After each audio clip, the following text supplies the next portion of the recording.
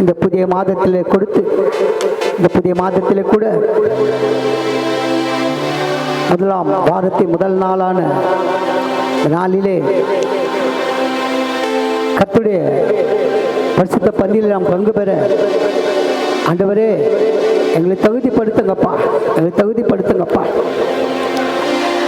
உத்தம மார்க்கத்தார் என்று எழுதிருக்குதே, பாவத்திலிருந்தும் சாபத்திலிருந்து எங்களை மீட்டெடுத்து நாங்கள் உத்தம மார்க்கத்தாராய் நம்முடைய சமூகத்திலே நாங்கள் கூடி வந்து அப்போ அந்த நாளிலே கூட உங்களுடைய பரிசுத்தமான ரத்தத்தையும் உங்களுடைய பரிசுத்தமான சரீரத்தை பெற்றுக்கொள்ள எங்களை பரிசுத்தப்படுத்தும் அப்பா, எங்களை தகுதிப்படுத்தும் அப்பா என்று சொல்லி அவருடைய பலிபீடத்திலே நம்முடைய ஆவி ஆத்மா சரீரத்தை ஒப்பு கொடுத்து அடியனை ஏற்றுக்கொள்ளும் அப்பா, அடியனை தகுதிப்படுத்துங்கப்பா, அடியனை பரிசுத்தப்படுத்துங்கப்பான்னு சொல்லி அவர் நாமத்தை மகிமைப்படுத்தலாம்.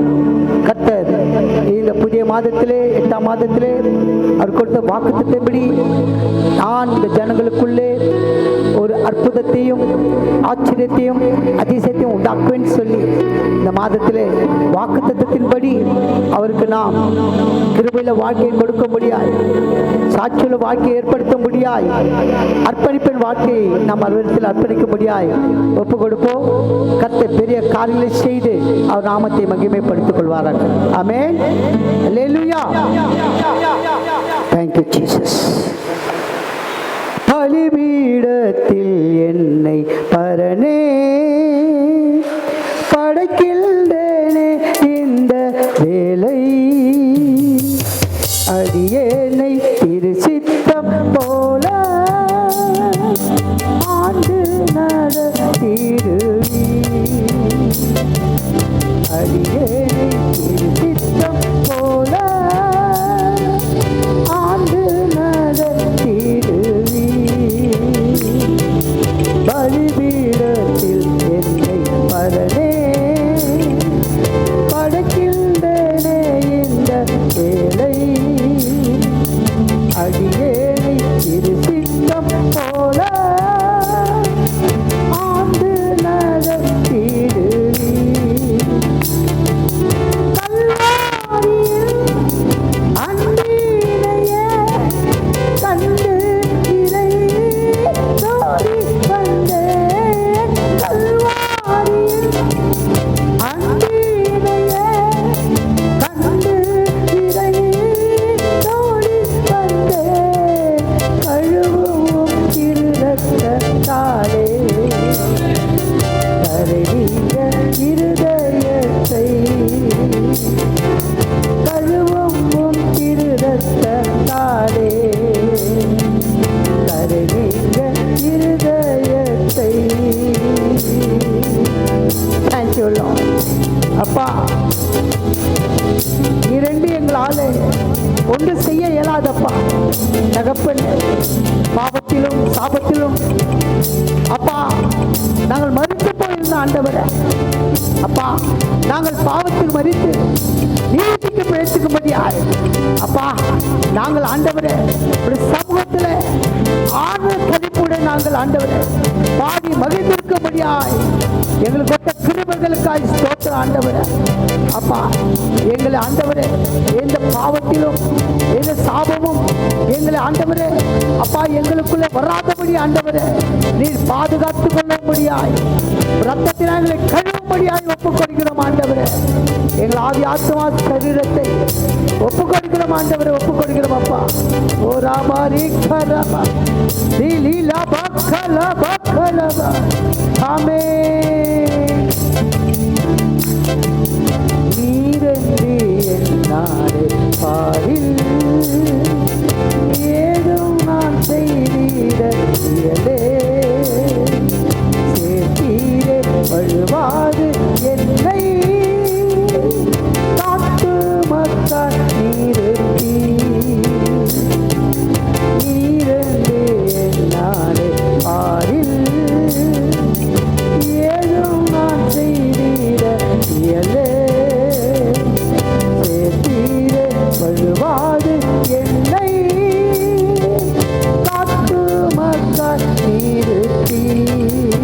கரங்களை வைத்து கல்வாரியில் அன்பினையே கண்டு இறங்கி ஓடி வந்தேன் கல்வாரியில்.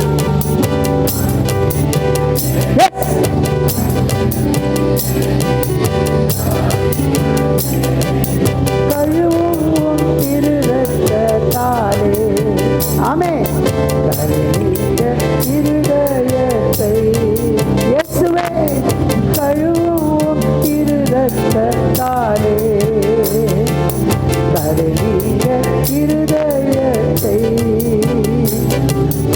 ஆவியோடாத்துமா சரீரம் அன்பரே உமக்கென்றும் தந்தே ஆலய மாத்திய இப்போ ஆசீர்வதித்தருளும் ஆவியோடாத்துமா சரீரம் அன்பரே உமக்கென்றும் தந்தே ஆலய மாத்திய இப்போ ஆசீர்வதித்தருளும்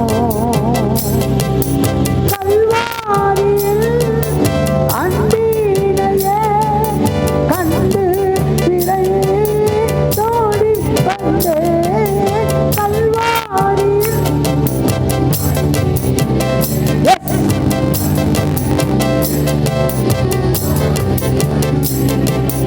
கழுவும் திருரத்தாலே கழுவிய இருதயத்தை அப்பா கழுவும் திருரத்தாலே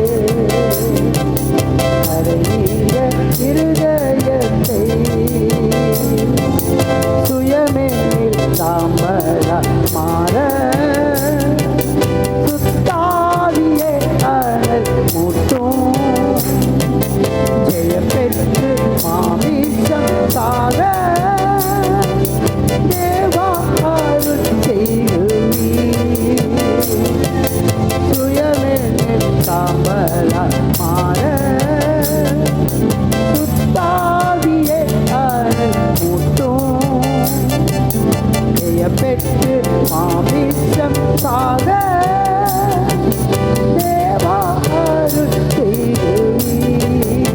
கரங்களை வைத்து கல்வாரியில் அன்பினையே கண்டு இறங்கி ஓடி வந்தேன் கல்வாரியில். ஆமென்.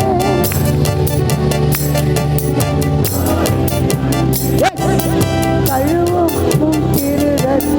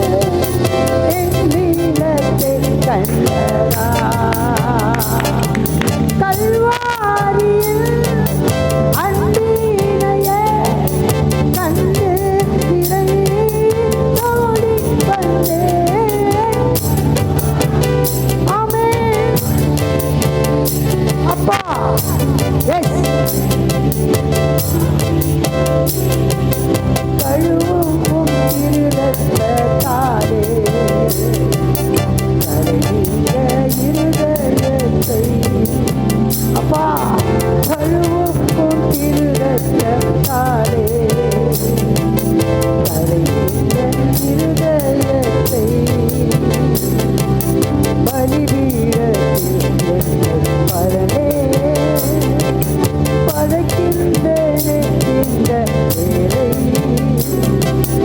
அடியேனை சித்தம் போல ஆண்டு நடத்திடுவி அடியேனை சித்தம் போல ஆண்டு நடத்திடுவி. அல்லேலூயா. அப்படி சமூகத்திலே எத்தனை ஆனந்தம், எத்தனை மகிழ்ச்சி. நம்மை ஒப்பு கொடுக்கும் போது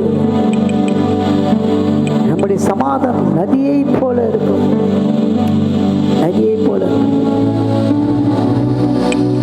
உலகம் தரக்கூடிய சமாதானத்தை அல்ல, என்னுடைய சமாதானத்தை உங்களுக்கு என்ன சொல்ற கொடுக்க மாட்டேனாரா? கொடுப்பே. உலகம் தருகிற சமாதானம் அது மறைந்து போகும். அவருடைய சமாதானம் நித்தியமாய் நம்மை வழி நடத்தும். அல்லேலூயா. அந்த சமூகத்தை நம்ம ஒப்பு கொடுப்போம். கர்த்தர் இந்த நாளிலே அவருடைய சரீரத்தையும் ரத்தத்தையும் பெற்றுக்கொள்ள நாம் ஆயத்தப்படுவோம். பயபக்தியுடன் நாம் அவர் சமூகத்தில் காண நம் ஆவி ஆத்மா சரீரத்தை பாதத்தில் அர்ப்பணித்து கர்த்தர் எனக்கு நன்மை செய்வார், நன்மை செய்தபடியால் அவரை பாடுவேன்னு சொல்லி நம்முடைய சாட்சியுள்ள வாழ்க்கை வாழ கர்த்தர் கிருபை செய்வாராக. நாளில் கூட நம்ம மத்தியில் இருக்கிற அன்பு சகோதரர் வந்து சில பாடல்களை பாடி கர்த்தர் நாமத்தை மகிமைப்படுத்துவாராக. ஆமென்.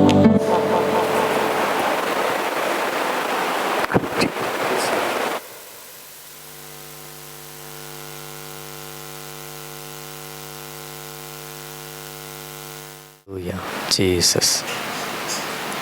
Hallelujah. Hallelujah. நம்ம எல்லாரும் ஒரு சத்தமா ஒரு ஹல்லேலூயா சொல்லலாமா? ஹல்லேலூயா. ஆமென். ஆண்டவருடைய நாமம் மகிமைப்படுவதாக. நம் நேரடியாக கர்த்தருடைய வார்த்தைக்கு நேராக நம்ம கடந்து செல்வோம். இன்னைக்கு ஒரு செய்தி ஒரு பெரிய செய்தியாக இருக்கிறது. ஆண்டவர் தாமே நமக்கு இந்த செய்திகளை கேட்க ஆண்டவர் நமக்கு உதவி செய்வாராக. ஹல்லேலூயா. ஹல்லேலூயா. நாம் வேதத்தை எடுத்துக்கொள்வோம். யோவான் 15ஆம் அதிகாரம், யோவான் 15ஆம் அதிகாரம் 4ஆம் வசனத்தை முதல் பகுதியை நான் வாசிக்கிறேன். என்னில் நிலைத்திருங்கள், நானும் உங்களில் நிலைத்திருப்பேன். என்னில் நிலைத்திருங்கள், நானும் உங்களில் நிலைத்திருப்பேன். நம்ம கண்களை மூடி நம்ம இயேசுவை நாம் நோக்கி பார்ப்போம். Thank you Jesus, thank you Jesus, thank you Jesus. Hallelujah. நன்றி அப்பா, நன்றி ஆண்டவரே. Thank you Jesus. ஆவியானவரே மக்கு ஸ்தோத்திரம், ஆவியானவரே மக்கு ஸ்தோத்திரம், ஆவியானவரே மக்கு ஸ்தோத்திரப்பா. ஹல்லேலூயா, ஹல்லேலூயா, ஹல்லேலூயா. திராட்சை செடி நீர் கொடினா, திராட்சை செடி நீர் கொடினான், உம்மோடு இசைந்து உமக்காய் படர்ந்து உலகெங்கும் கனி கொடுப்பே. உம்மோடு இசைந்து உமக்காய் படர்ந்து உலகெங்கும் கனி கொடுப்பே. உம்மோடு இசைந்து உமக்காய் படர்ந்து உலகெங்கும் கனி கொடுப்பே. ஆமென். அல்லேலூயா. ஆமென். ஆண்டவரே, நீர் எங்களோடு கூட பேசுவீராக. ஆவியானவர் இந்த வேளையில் இந்த சபையை ஆளுகை செய்வீராக, என்னை ஆளுகை செய்வீராகப்பா. ஆண்டவரே, நீங்கள் இந்த வேளையில் ஒவ்வொருவரோடு கூட இடைப்பட வேண்டுமாக, ஒவ்வொருவரையும் சந்திக்க வேண்டுமாக ஜெபிக்கும். இயேசு ரத்தம் ஜெயம், இயேசு ரத்தம் ஜெயம். இயேசுவின் மூலம் வேண்டிக் கொள்கிறேன் நல்ல பிதாவே. ஆமென், ஆமென். அல்லேலூயா, அல்லேலூயா. ஆண்டவருடைய நாமத்திற்கு மகிமை உண்டாவதாக. இந்த யோவான் 15ஆம் அதிகாரத்தில் நாம் பார்க்கும் பொழுது 4ஆம் வசனம் இப்படியா சொல்கிறது, எண்ணில என்ன பண்ணுங்க, ஆண்டவர் என்ன சொல்றாரு, எண்ணில என்ன செய்யுங்க, எண்ணிலே நிலைத்திருங்க. அப்போ ஆண்டவர் சொல்றாரு, நானும் உங்களிலே என்ன செய்வேன், நிலைத்திருப்பேன். அல்லேலூயா சொல்லாமா, அல்லேலூயா. இது எதை காண்பிக்கிறதுனா, ஒரு ஐக்கியம், ஃபெலோஷிப். இன்னும் சொல்லனா டீப் ஃபெலோஷிப், நெருங்கிய ஐக்கியம். அல்லேலூயா. யாரோடு நமக்கு நெருங்கிய ஐக்கியம் இருக்க வேண்டும் என்றால், ஆண்டவரோடு நமக்கு நெருங்கிய ஐக்கியம் இருக்க வேண்டும். பவுல் ஒரு இடத்துல சொல்றாரு, எங்களுடைய ஐக்கியம் பிதாவோடும் அவருடைய குமாரனாகிய இயேசுவோடு கூட இருக்கிறது. அல்லேலூயா சொல்லாமா. அப்போ பார்த்தீங்கன்னா, ஆண்டவருடைய பிள்ளைகளுக்கு இந்த பூமியில் கிடைத்த மிகப்பெரிய ஒரு ஆசீர்வாதம் என்னன்னா, தேவனோடு கூட ஐக்கியம் கொள்ளுகிற ஒரு அனுபவத்தை ஆண்டவர் நமக்கு கொடுக்குறார். அல்லேலூயா. நிறைய பேர் பார்த்தீங்கன்னா, பக்தியில் நிறைய பேர் இருக்கிறாங்க. பக்தியில் அவர்கள் இருந்தாலும் தேவனோடு கூட அவங்க என்ன செய்ய மாட்டாங்கன்னா, அந்த பேசுகிற அனுபவம், உரையாடுகிற அனுபவம், ஐக்கியப்படுகிற அனுபவம்லாம் கிடையாது. ஆனால் ஆண்டவர் பார்த்தீங்கன்னா, கிறிஸ்தவர்களாகிய நமக்கு அந்த அனுபவத்தை ஆண்டவர் கொடுத்துருக்கிறார். அல்லேலூயா சொல்லாமா. நாம் இந்த ஐக்கியத்தில் நம்ம என்ன செய்யணும்னா, நல்ல பலப்பட வேண்டும். அல்லேலூயா சொல்லாமா, அல்லேலூயா. ஆண்டவருடைய நாமத்துக்கு மகிமை உண்டாவதாக. ஆண்டவர் இந்த வார்த்தையை சொல்லுகிறார், என்னில் என்ன பண்ணுங்க, நிலைத்திருங்க, நானும் என்ன செய்வேன், உங்களில் நிலைத்திருப்பேன். அல்லேலூயா சொல்லாமா, அல்லேலூயா. நாம் ஆண்டவரில் நிலைத்திருக்கும் பொழுது அவர் எப்படி அதை பேசுகிறார், ஆண்டவர் எப்படி அதை சொல்லுகிறார் என்று நம்ம பார்க்கும் பொழுது, அந்த 4ஆம் வசனத்தில் பார்க்கும் பொழுது, அவர் ஒரு திராட்சை செடியை போலவும் நாம் ஒரு கொடியை போலவும் ஆண்டவர் பேசுகிறார். அல்லேலூயா சொல்லாமா. எப்படி ஒரு திராட்சை செடியில் ஒரு கொடி எப்படி படருமோ, அதுபோல் நாம் ஆண்டவருக்குள்ளே எப்படி இருக்குன்னா, கொடியை போல அவர் இருக்க வேண்டும் என்று ஆண்டவர் விரும்புகிறார். அல்லேலூயா. அப்போ நம்ம கொடியை போல இருப்போம் என்றால், அந்த கொடியில் தான் என்ன இருக்கும், அந்த கொடியில் திராட்சை குலை இருக்கும். அல்லேலூயா சொல்லாமா, அல்லேலூயா. அப்போ அந்த செடியில் அந்த கொடி இல்லாவிட்டால் என்ன இருக்காது, அந்த திராட்சை பழம் இருக்காது, கனி இருக்காது. அல்லேலூயா சொல்லாமா. அப்போ நாம் ஆண்டவரில் இல்லாவிட்டால் நம்மள என்ன இருக்காது, கனி இருக்காது, கனி இருக்காது. அப்போ நம்ம கனி உள்ளவர்களாக இருக்க வேண்டும் என்றால், நம் கனி கொடுக்கக்கூடியவர்களாக இருக்க வேண்டும் என்றால், நாம் என்ன செய்யணும்னா, அந்த திராட்சை செடியில் நம்ம இசைந்து இருக்க வேண்டும். அல்லேலூயா சொல்லாமா, அல்லேலூயா. நீங்கள் வேதத்தில் பார்ப்பீர்கள் என்றால், இந்த நிலைத்திருக்கிறதை குறித்து வேதத்தில் சில வசனங்களை என்னால் பார்க்க முடிந்தது. நிலைத்திருக்கிறதை குறித்து, இந்த நிலைத்திருக்கிறது என்பது ஒரு சாதாரணமான ஒரு அனுபவம் இல்லை. அதனால தான் ஆண்டவரே இந்த வார்த்தையை சொல்கிறார், என்னிலே நிலைத்திருங்கள் அப்படின்னு ஆண்டவரே சொல்கிறார். ஏன்னா ஆண்டவரோடு கூட நிலைத்திருக்கிறது என்பது கஷ்டமான ஒரு காரியம். அல்லேலூயா. நீங்கள் மத்தேயு 10ஆம் அதிகாரம் 22ஆம் வசனத்தில் பார்ப்பீர்கள் என்றால், 21, 22 ஆகிய வசனங்களை வாசிங்க.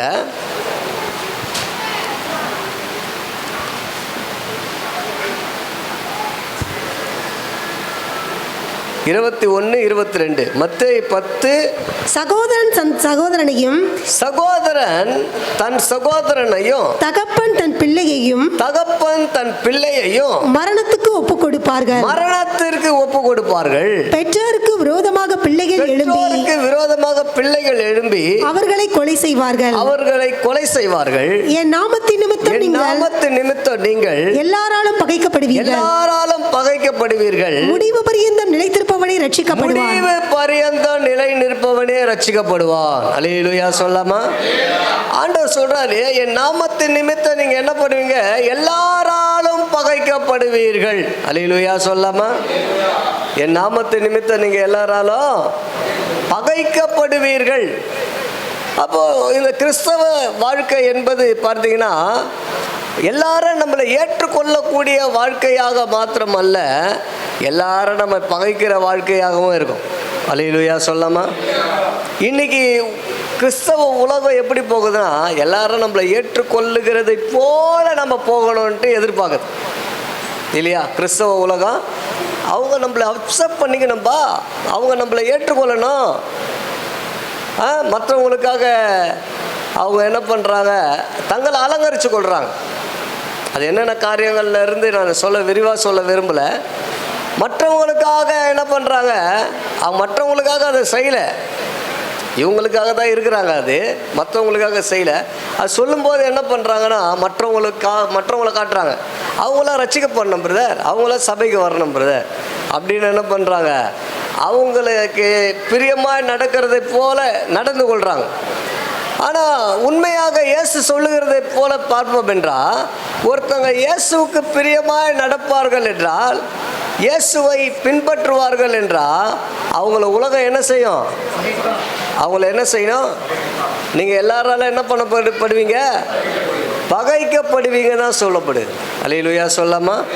ஆமாம், நம்மளை பகைப்பாங்க, நம்மளை பகைப்பாங்க. அப்போது ஆண்டவர் சொல்கிறாரு, உங்களை எல்லாராலும் நீங்கள் பகைக்கப்படுவீங்க. ஆனாலும் நீ என்ன செய்யணும்னா முடிவு பரியந்த நிலை நிற்கணும். அல்லேலூயா சொல்லாமா? எது வரைக்கும்? முடிவு பரியந்தம். கிறிஸ்தவ வாழ்க்கையில் நம்ம முடிவு பரியந்த நிலை நிற்கணும். அதற்காக தான் நம்மளை ஆண்டவர் அழைச்சார். அல்லேலூயா. நம்ம கொஞ்ச நாள் ஏசப்பாவை ஏற்றுக்குன்னு அதன் பிறகு நம்ம போகிற வாழ்க்கை கிடையாது. இது கவர்மெண்ட் வேலை கிடையாது, சென்ட்ரல் கவர்மெண்ட் வேலையும் கிடையாது. இது டெம்பரவரி ஒர்க்கும் கிடையாது. அல்லேலூயா. இது என்ன வேலை அப்படின்னு பார்த்தீங்கன்னா, பரலோக வேலையில் நம்ம மரிக்கிற வரையிலும் இந்த வேலையில் நம்ம இருந்து நம்ம முடிவு பரியந்தம் நம்ம ஒரு கிறிஸ்தவன் என்கின்ற ஒரு அடையாளத்தோடு கூட நம்ம என்ன பண்ணோம்? மறிக்கணும். அல்லேலூயா சொல்லாமா? அதனால்தான் வசனம் சொல்லுகிறது, ஒருவன் கிறிஸ்துவுக்குள்ள மரித்தால், அல்லேலூயா சொல்லாமா, கிறிஸ்துவுக்குள்ள மறிக்கணும். அப்போ நம்ம முடிவு பரியந்த ஆண்டவருக்குள்ளேயே நம்ம நிலைத்திருக்கணும். எந்த சூழ்நிலையும் ஆண்டவரை விட்டு நம்ம என்ன செய்யக்கூடாது? பின்வாங்கவே கூடாது. அல்லேலூயா. நம்ம வாழ்க்கையில் உயர்வு வரும், தாழ்வு வரும், சந்தோஷம் வரும், துன்பம் வரும், எல்லா சூழ்நிலையும் வரும். ஆனால் எல்லா சூழ்நிலையிலையும் நம்ம என்ன செய்யக்கூடாதுன்னு பார்த்தீங்கன்னா, ஒருபோதும் நம்ம பின்வாங்குகிறவர்களாய் அல்ல, நம்ம முன்னோக்கி செல்லுகிறவர்களாய் நம்ம காணப்படணும். அல்லேலூயா சொல்லாமா? எல்லா சூழ்நிலையிலையும் நம்ம ஆண்டவரை ஏற்றுக்கொண்டு எல்லா சூழ்நிலைகளையும் ஆண்டவரை பின்பற்றி போகணும். இதற்காக தான் நம்ம ஆண்டவர் அழைத்தார். அல்லேலூயா சொல்லாமா? இன்னொரு வசனத்தை நீங்கள் வேதத்தில் பார்ப்பீர்கள் என்றால், பிலிப்பியர் 4ஆம் அதிகாரம் 1ஆம் வசனத்தில் நீங்கள் பார்க்கும் பொழுது, பிலிப்பியர் 4ஆம் அதிகாரம் 1ஆம் வசனம்,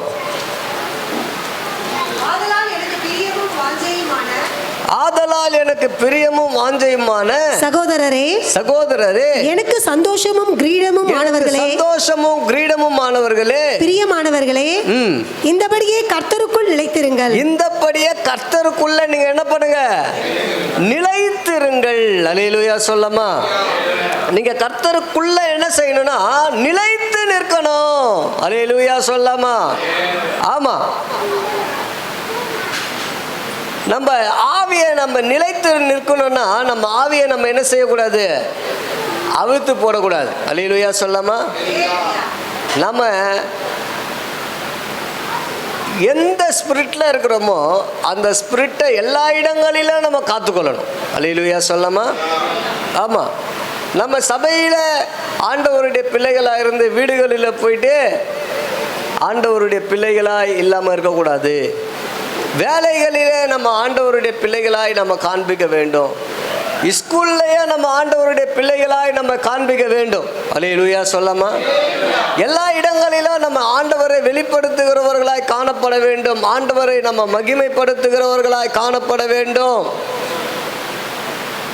ஆகையினாலதான் கர்த்தருக்குள்ள நீங்க என்ன செய்யுங்க? நிலைத்திருங்க. அல்லேலூயா சொல்லாமா? ஆமா. கொஞ்ச நேரம் ஆண்டவரோடு இருந்துட்டு அதன் பிறகு நான் ஆண்டவருடைய பிள்ளை இல்லை என்பதாக நம்ம வாழக்கூடாது. எல்லா சூழ்நிலைகளிலும் நம்ம ஆண்டவரை பிரதிபலிக்கிறவர்களாக காணப்பட வேண்டும். இதற்காகவே ஆண்டவர் நம்மை அழைத்திருக்கிறார். அல்லேலூயா சொல்லாமா? இன்னொரு வசனத்தை நாம் பார்ப்போம் என்றால் 1 யோவான் 2ஆம் அதிகாரம் 6ஆம் வசனத்தை நாம் பார்க்கும் பொழுது 1 யோவான் 2ஆம் அதிகாரம் 6ஆம் வசனம். நாம் அவருடைய கற்பனைகளின்படி நடப்பதே அன்பு. 1 யோவான் 2ஆம் அதிகாரம் 6ஆம் வசனம். அவருக்குள் நிலைத்திருக்கிறவன் என்று சொல்லுகிறவன், அவருக்குள் நிலைத்திருக்கிறவன் என்று சொல்லுகிறவன் அவர் நடந்தபடியே தானும் நடக்க வேண்டும். அவர் நடந்தபடியே தானும் நடக்க வேண்டும். அல்லேலூயா சொல்லாமா? என்னங்க, எப்படி நிலைத்து இருக்கிறதுக்கு ஒரு அடையாளம் ஆண்டவர் சொல்றாரு பாருங்க. நிலைத்து இருக்கிறதுனா என்ன அப்படின்னா, அவர் எப்படி நடந்தாரோ அதுபடியே தானும் நடக்கணுமா. அவர் நடந்தது போலவே நம்ம நடக்கணுமா. அல்லேலூயா சொல்லாமா? அதுதான் நிலைத்திருக்கிறது, ஆண்டவருக்குள்ள நிலைத்திருக்கிறது என்று அர்த்தமா. அப்ப நம்ம ஆண்டவருக்குள்ள நிலைத்திருக்கிறோமா இல்லையா என்பதை நாம தான் என்ன பண்ணணும்? மார்க் போட்டு கொள்ளணும். அல்லேலூயா சொல்லாமா? நம்மளை மற்றவங்க சொல்றாங்களோ இல்லையோ, நாம அந்த வசனத்தை பார்ப்போம் என்றால் அது ஒரு வகையில் அதிர்ச்சியான வசனமாகவும் இருக்கிறது. அல்லேலூயா சொல்லாமா? ஸ்தோத்திரம். அப்போ ஆண்டவர் நடந்ததை போல, இயேசு நடந்ததை போல நாம் நடக்க வேண்டும் என்று வேதத்தில் நம்ம பார்க்கிறோம். சரி, இன்னொரு வசனத்தை நாம் பார்ப்போம் என்றால் சங்கீதம் 125 1ஆம் வசனத்தை நாம் பார்க்கும் பொழுது, வாசிங்க. சங்கீதம் 125:1. கர்த்தரை நம்புகிறவர்கள் என்றென்றைக்கும் அசையாமல் நிலைத்திருக்கும் சீயோன் பர்வதத்தை போல் இருப்பார்கள். அல்லேலூயா சொல்லாமா? அல்லேலூயா. ஆமா. கர்த்தர், மறுபடியும் வாசிங்க. கர்த்தரை நம்புகிறவர்கள் என்றென்றைக்கும் அசையாமல் நிலைத்திருக்கும் சீயோன் பர்வதத்தை போல இருப்பார்கள். அல்லேலூயா சொல்லாமா? அப்போ நமக்கு என்ன, கர்த்தரோடு கூட நம்ம நிலைத்திருக்கணும் அப்படின்னா என்ன அர்த்தம்னா, நம்ம வாழ்க்கையில் ஒரு அசைவு வரும். அல்லேலூயா சொல்லாமா?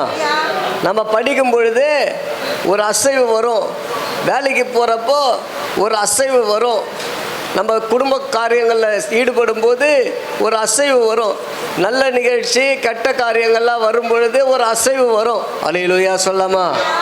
அந்த நிலைகளில் நம்ம ஆண்டவருக்குள்ள நம்ம எப்படி இருக்கணும்னா அசையாமல் நம்ம காணப்படணும். அல்லேலூயா சொல்லாமா? அல்லேலூயா. சரி, இந்த ஒரு முறை தானே நம்ம என்ன பண்ணுவோம், கொஞ்சம் அசைஞ்சிட்டு வந்துடுவோம் அப்படின்னு இருக்கக்கூடாது. அல்லேலூயா சொல்லாமா? நம்ம அசையாம நம்ம என்ன செய்யணும்? நிலைத்திருக்கும். உதாரணமாக அதுக்கு யார் அடையாளம் சொல்லப்படுகிறதுனா சீயோன் பர்வதத்தை சொல்லப்பட்டிருக்கு. அல்லேலூயா சொல்லாமா? அல்லேலூயா. இன்னொரு வசனத்தை நம்ம பார்ப்போம் என்றால் 1 யோவான்ல 3ஆம் அதிகாரம் 6ஆம் வசனத்தை நாம் பார்ப்போம் என்றால், அவர்கள் உன்னுடைய அன்பை குறித்து சபைக்கு முன்பாக அவரில் நிலைத்திருக்கிற எவனும், என்னங்க அந்நிய பாஷையில பேசுற மாதிரி பேசுறீங்க? அவரில் நிலைத்திருக்கிற எவனும் பாவம் செய்கிறது இல்லை. அவரில் நிலைத்திருக்கிற எவனோ என்ன செய்கிறது இல்லையா? பாவம் செய்கிறது இல்லை. பாவம் செய்கிற எவனோ அவரை காணவும் இல்லை, அவரை காணவும் இல்லை, அவரை அறியவும் இல்லை. அவரை அறியவும் இல்லை. அல்லேலூயா சொல்லாமா? ஆமாம், பயங்கரமாக இருக்குது வசனம். அல்லேலூயா. அவரில் நான் நிலைத்திருக்கிறேன் அப்படின்னா நான் என்ன செய்யறது இல்லை, பாவம் செய்கிறது இல்லை. அல்லேலூயா சொல்லாமா? அப்போ ஆண்டவர் சொல்றாரு, நீ என்ன செய்யணும், என்னிலே என்ன பண்ணு, நிலைத்திரு. அல்லேலூயா. நீ என்னிலே நிலைத்திருக்கும் பொழுது நான் என்ன செய்வேனா, உன்னிலே நிலைத்திருப்பேன். அல்லேலூயா சொல்லாமா? அல்லேலூயா. அவர் நாம் அவரிலே நிலைத்திருக்கும் பொழுது அவர் என்ன செய்கிறார்னா, நம்மிலே அவர் நிலைத்திருக்கிறவராக இருக்கிறார். அப்போ ரெண்டு பேரும் எப்படிப்பட்டவர்களாக இருக்கிறோன்னா, ஒரே சரீரத்தை போல காணப்படுகிறோம். அல்லேலூயா சொல்லாமா? அப்போது நம்மிலிருந்து என்ன செய்யப்படுகிறதுனா, அநேக கனிகள் உருவாகிறது. அல்லேலூயா சொல்லாமா? ஆண்டவருடைய நாமத்துக்கு மகிமை உண்டாவதாக. சரி, நாம் என்னென்ன காரியங்களில் நிலைத்திருக்கணும்? நம்ம இயேசுவில் நிலைத்திருக்கணும், ஓகே. ஆனால் வேதம் என்ன சொல்கிறது, நாம் என்னென்ன காரியங்களில் நிலைத்திருக்கணும் என்று வேதம் நமக்கு என்ன கற்றுக் கொடுக்கிறது? ஒரு 10 காரியம் இருக்குது. அல்லேலூயா. ஒரு 10 காரியம் இருக்குது. நான் கொஞ்சம் ரொம்ப டீப்பாக போகாமல் என்ன பண்ண போகிறேன், இந்த 10 காரியத்தை நம்ம இன்னைக்கு கற்றுக்க போகிறோம். அல்லேலூயா சொல்லாமா? அல்லேலூயா. ஆமாம், நீங்கள் படிக்க தெரிஞ்சவங்க, எழுத தெரிஞ்சவங்க என்ன பண்ணணுன்னா, நல்லா கவனிங்க. ஒரு பேப்பர், ஒரு நோட்டுனா எடுத்துக்கணும். வீட்டில் ஒரு நோட்டு எடுத்துகிட்டு வரணும், பேனா எடுத்துகிட்டு வரணும். சரிங்களா? ஏன்னா நீங்கள் நோட்ஸ் எடுக்கும்போது என்ன ஆகும்னா, மெசேஜ் டைம் போகிறதே தெரியாது. அல்லேலூயா.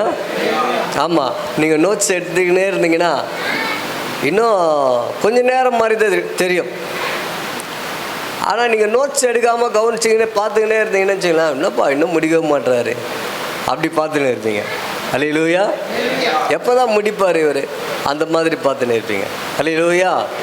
ஆமாம். இன்னொரு காரியம் என்னென்னா, நம்ம கேட்குறது ஒரு முறை தான் இருக்கும். ஆனால் நம்ம எழுதுக்கும் பொழுது அது 10 முறைக்கு சமம். அல்லேலூயா சொல்லாமா? நம்ம எழுதும்போது அது எத்தனை முறைக்கு சமம்? 10 முறைக்கு சமம். 10 முறை கேட்கறதுக்கு சமம். அதனால எழுத படிக்க தெரிஞ்சவங்க நீங்கள் என்ன பண்ணணும், ஒரு டைரி ஒன்று வச்சுக்கலாம். பேனா எடுத்து என்ன பண்ணணும், நோட் பண்ணுறது ரொம்ப ரொம்ப நல்லது. அல்லேலூயா சொல்லாமா? ஆமாம். வீட்டில் கூட போயிட்டு நீங்கள் என்ன பண்ணலாம், நீங்கள் ஒரு பிரசங்கம் பண்ணலாம் உங்கள் வீட்டில். பாருங்கள், நம்ம நிலைத்திருக்கணும் சொல்லிட்டு நம்ம வீட்டில் இருக்கிறவங்களுக்கு ஒரு பிரசங்கம் பண்ணலாம். அல்லேலூயா. வாய்ப்பு கொடுத்தா எதனா ஒரு ஜெப கூட்டத்தில் கூட இது பேசலாம். அல்லேலூயா.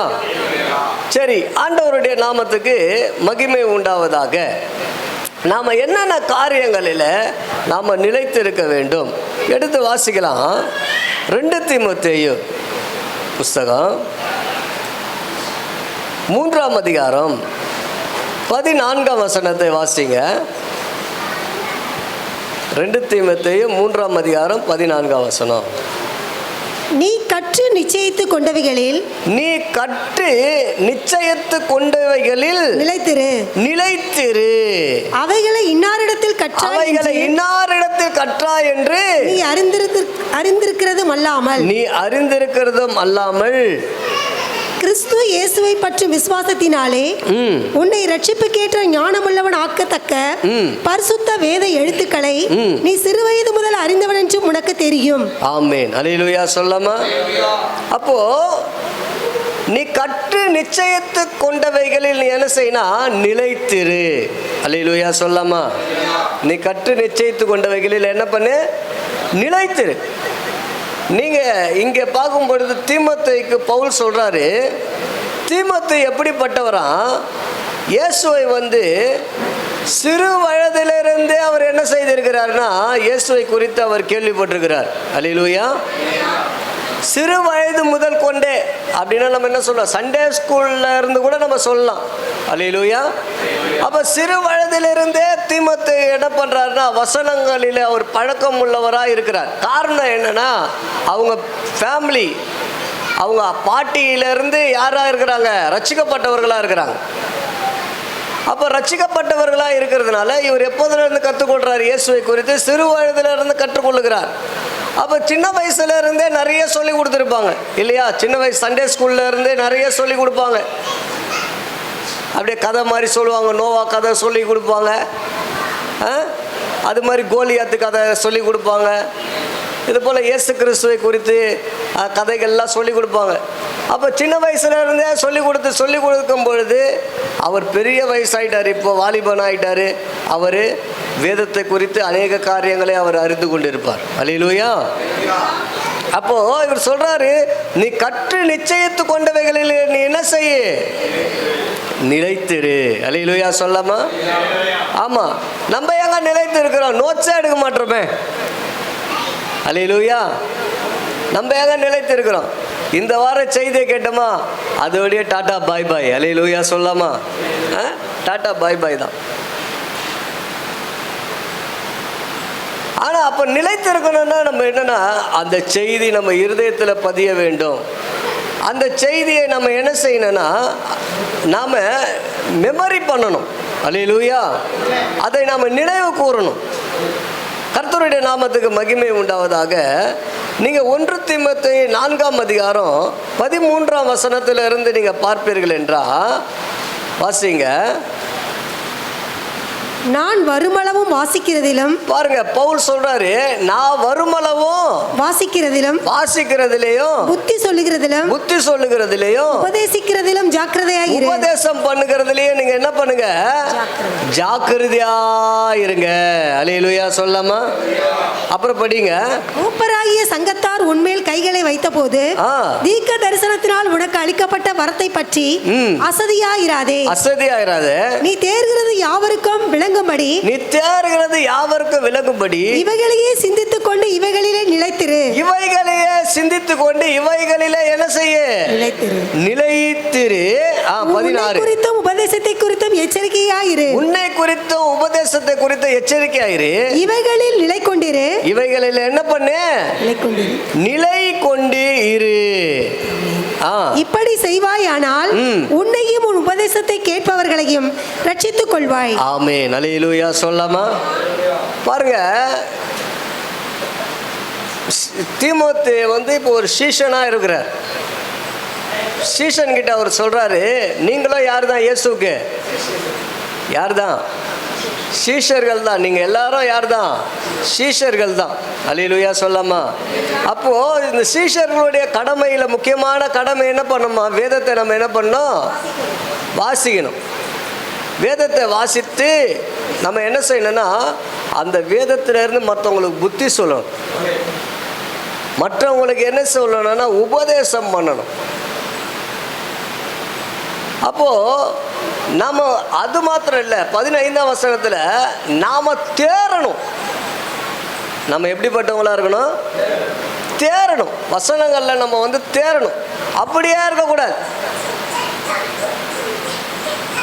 அப்படியே ஒரே ஸ்டாண்டர்டாக நம்ம இருக்கக்கூடாது. ஆவிக்குரிய வாழ்க்கையில் எப்பொழுதும் நமக்குள்ள ஒரு முதிர்ந்த ஒரு அனுபவம் வேணும். அல்லேலூயா சொல்லாமா? நம்ம தேறிக்கொண்டே இருக்கணும். அப்போ நம்ம தேறிக்கொண்டே இருக்கணும் அப்படின்னா, நாம் வசனத்தில் நம்ம என்ன செய்யணும்னா, பழக்கம் உடையவர்களாய் நம்ம காணப்படணும். அல்லேலூயா. எத்தனை பேர் டெய்லியும் வேதத்தை வாசிக்கிறோம்? தெரியல. எத்தனை பேர் வேதத்தை நம்ம வார்த்தைகளை சிந்திக்கிறோம்? நமக்கு தெரியல. நம்ம நிறைய பேர் என்ன நினைக்கிறாங்கன்னா, வேத வார்த்தையை சொன்னால் பர் நம்மளை திட்டுறாங்க பற்றியா, அப்படி தான் நினச்சிக்கிறோம். அல்லேலூயா. வேதம் இப்படி சொல்லுதான்ட்டு நம்ம புரிஞ்சுக்க மாட்டோம். அல்லேலூயா. வேதம் நம்மளை இப்படி எச்சரிக்குதா, வேதம் நம்மளை இப்படி வாழ சொல்லுதா அப்படின்ட்டு நம்ம எடுத்துக்கிறது இல்லை. இவருக்கு வேற வேலையே இல்லை, எப்போ பார்த்தாலும் எப்படியோ திட்டிக்கினே இருக்காருப்பா, இவர் நம்மளை திட்டத்தே பெரிய வேலையாக போயிடுச்சுப்பா, இதுக்காகவே அவர் பிரசங்கம் பண்ணுறாருப்பா அப்படின்னு ஆயிடுது. அல்லேலூயா. ஆகையினால நீங்களே உணர்வு அடையணும். புரியுதுங்களா? நம்ம மற்றவங்க சொன்னதான் அது நமக்கு கஷ்டமாக இருக்கும், கசப்பாக இருக்கும். ஆனால் நம்மளே படிக்கும் பொழுது ஐயோ இப்படி இருக்குதா. அல்லேலூயா சொல்லாமா? சில பரிசுத்தவான்கள் வேதத்தை என்ன பண்ணுறாங்கன்னா, படிக்கும் பொழுது ஒரு வசனமே சொல்லி அந்த ஒரு வசனத்தையே நினைத்து பல மணி நேரம் அழுவாங்களாம். ஒரு வசனத்தை படித்து அந்த வசனம் இப்படி சொல்லுதுன்னு சொல்லி அந்த வசனத்தின்படி என்னுடைய வாழ்க்கையில் காரியங்கள் இல்லையே சொல்லி பல மணி நேரம் அழுவாங்களாம். அப்போ என்ன பண்ணுறாங்க, அந்த வசனத்தை அவங்க போட்டு அவங்க என்ன பண்ணுறாங்க, அதை தியானிக்கிறாங்க. இந்த வசனம் எனக்குள்ளே காணப்படுகிறதா என்று பார்க்குறாங்க. அல்லேலூயா சொல்லாமா? ஆண்டவருடைய நாமத்துக்கு மகிமை உண்டாவதாக. அப்போது நம்ம கற்று நிச்சயித்து கொண்டவைகளிலே நாம் என்ன செய்யணும்? முதலாவது நம்ம நிலைத்திருக்கணும். அல்லேலூயா சொல்லாமா? சரி, ரெண்டாவதாக நம்ம எதில் நிலைத்திருக்கணும் அப்படின்னு என்று பார்ப்போம் என்றால், ரோமர் 11ஆம் அதிகாரம் 22, 23 ஆகிய வசனங்களை வாசிங்க. ரோமர் 11, 22, 23. ஆகையால் தேவனுடைய தயவையும் கண்டிப்பையும் பார், விழுந்தவரிடத்திலே கண்டிப்பையும் உன்னிடத்திலே தயவையும் காண்பித்தார். அந்த தயவிலே நிலைத்திருப்பாயானால் உனக்கு தயவு கிடைக்கும். அந்த தயவிலே நிலைத்திருப்பாயானால் உனக்கு தயவு கிடைக்கும். நிலைத்திராவிட்டால் நீயும் வெட்டுண்டு போவாய். அல்லேலூயா சொல்லமா? இங்க பார்க்கும் பொழுது இங்க வந்து ஒரு மரத்தில் உள்ள ஒரு அது என்ன சொல்ற கிளைக்கு அடையாளமாக சொல்லப்படுகிறது. என்னன்னா, ஒரு மரத்தில் இருந்து ஒரு கிளை என்ன செய்யப்பட்டிருக்கு? வெட்டப்பட்டிருக்கு. அது எதனால் வெட்டப்பட்டிருக்கிறது என்றால், இது இஸ்ரவேல் ஜனங்களை குறித்து சொல்லப்பட்டிருக்கிறது. இஸ்ரவேல் ஜனங்கள் என்ன செய்யப்பட்டிருக்கிறாங்க அப்படின்னா, அவங்களுக்கு ரட்சிப்பு ஆண்டவர் அவங்கள தான் தேடி வந்தார். ஒரு அம்மா வந்து கேட்குறாங்க இல்லையா, என் பிள்ளைக்கு சுகம் வேணுங்க அப்படின்னு கேட்கும்போது ஆண்டவர் என்ன சொல்கிறாரு? பிள்ளைகளின் அப்பத்தை எடுத்து நாய்க்குட்டிகளுக்கு போடுவது நல்லதல்ல அப்படி சொல்லிட்டார்.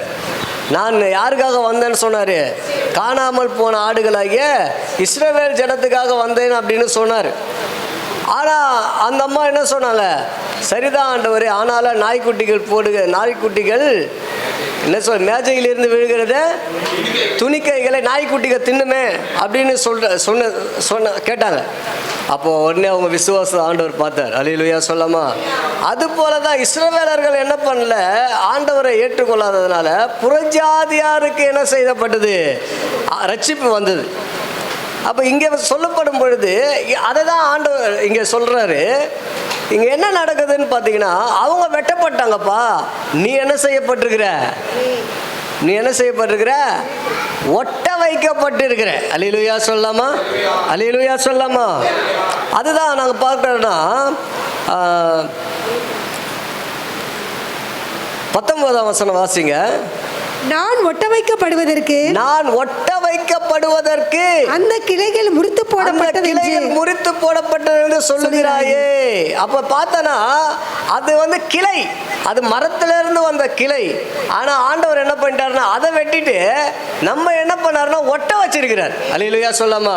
நாம அதுலயே வளரல, நாம அந்த மரத்துல வளரல.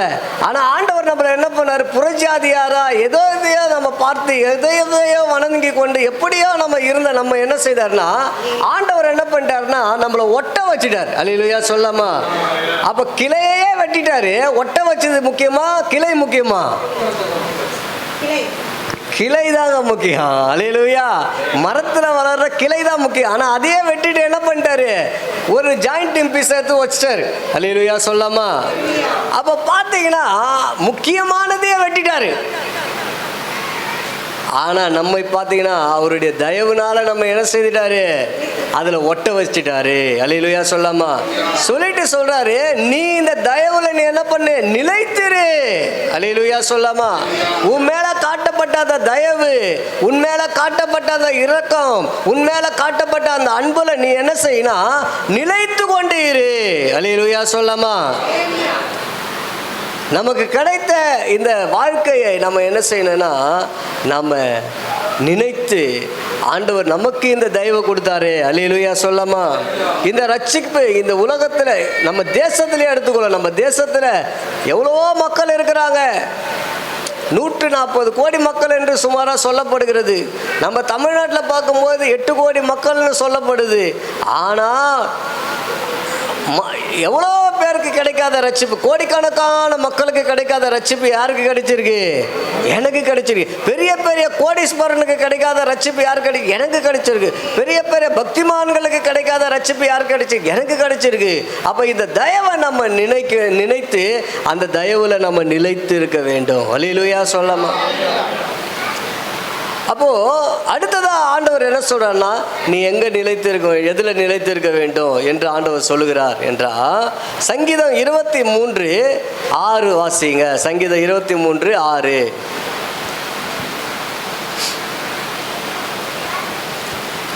என் ஜீவனுள்ள நாளெல்லாம், என் ஜீவனுள்ள நாளெல்லாம் நன்மையும் கிருபையும் என்னை தொடரும். நன்மையும் கிருபையும் என்னை தொடரும். நான் கர்த்தருடைய வீட்டிலே, நான் கர்த்தருடைய வீட்டிலே நீடித்த நாட்களாய் நிலைத்திருப்பேன். நீடித்த நாட்களாய் நிலைத்திருப்பேன். அல்லேலூயா சொல்லாமா? அப்ப நம்ம நிலைத்திருக்கக்கூடிய இடம், இன்னொரு இடம் எது? கர்த்தருடைய வீடு. அல்லேலூயா சொல்லாமா? அப்ப கர்த்தருடைய வீடுனா எதுங்க? சபை. அல்லேலூயா சொல்லாமா? நாம் கூடி வருகிற இடம் கர்த்தருடைய வீடா இருக்கிறது. இந்த கர்த்தருடைய வீட்டில் நம்ம என்ன செய்யணுமா? நீடித்த நாட்களாய் நிலைத்திருக்கணுமா? எவ்வளவு நாளா? வீக்லியா? டெய்லி. அல்லேலூயா சொல்லாமா? நமக்கு வீடே எதுதான்? கர்த்தருடைய வீடு தான் சபை. அல்லேலூயா சொல்லாமா? அதுதான் அப்போஸ்தலர்களுடைய ஜீவியம், அதுதான் அப்போஸ்தலர்களுடைய வாழ்க்கை. அவர்களுக்கு தான் சீயோனை சேர்ந்த ஜனம். நம்ம வார வாரம் வந்து போகிறதுக்காக சபை அல்ல, நம்ம தினந்தோறும் வந்து கர்த்தருடைய வீட்டில் நீடித்த நாட்களாய் நிலைத்திருக்கக்கூடியது தான் சபை. அல்லேலூயா சொல்லாமா? அல்லேலூயா. இந்த சபையில நிலைத்திருக்கணும். சபையில நம்ம நிலைத்திருக்கணும்னா என்னது? சிறு வயதுல இருந்தே நம்ம முதியோர், நம்ம கல்லறைக்கு போகிற வரையிலும், ஒருவேளை ஆண்டவர் உங்களை அழைப்பு உங்களுக்கு கொடுத்து உங்களை வேற ஒரு இடத்துக்கு அனுப்புனாருன்னா ஸ்தோத்திரம். ஆனால் நாம் எங்கே இருக்கணும்னு பார்த்தீங்கன்னா, கர்த்தருடைய வீட்டில் நீடித்த நாட்களாய் நிலைத்திருக்கணும். அல்லேலூயா சொல்லாமா? அல்லேலூயா சொல்லாமா? கர்த்தருடைய ஆலயத்தை விட்டு நம்ம போகக்கூடாது. ஒரு வசனம் இருக்குது, அருமையான வசனம். ஆகாமியத்தின் கூடாரத்தில் வாசமாக இருப்பதை பார்க்கலாம், என் தேவனுடைய வாசற்படியில் காத்திருப்பது நலம். அல்லேலூயா சொல்லாமா? அப்போ ஆண்டவருடைய வாசற்படியில் காத்திருக்கிற அந்த அனுபவம் பரிசுத்தவான்களுக்கு தெரிஞ்சிருக்கு. அல்லேலூயா சொல்லாமா? கர்த்தருடைய நாமத்துக்கு மகிமை உண்டாவதாக. நீங்கள் அப்போ கர்த்தருடைய வீட்டில் நம்ம நிலைத்திருக்கணும். இன்னொரு காரியத்தை நீங்கள் பார்ப்பீர்கள் என்றால், எபிரேயர் 13ஆம் அதிகாரம் 1ஆம் வசனத்தில் நம்ம பார்ப்போம் என்றால், நாம் நிலைத்திருக்கக்கூடிய காரியங்கள் எபிரேயர் 13:1.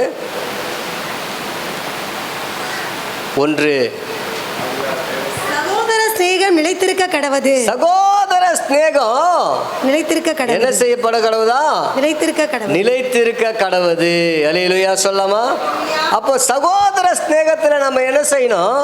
நிலைத்திருக்கணும். அல்லேலூயா. நம்ம சபைக்கு வருகிறவங்கெல்லாம் யாரு? பிரதர். நம்ம சபைக்கு வருகிற சகோதரிங்களா யாரு? சிஸ்டர். அல்லேலூயா சொல்லாமா? அல்லேலூயா. அப்ப இந்த சகோதர ஸ்நேகத்தில் நம்ம என்ன செய்யணும்னா நிலைத்து நிற்கணும்.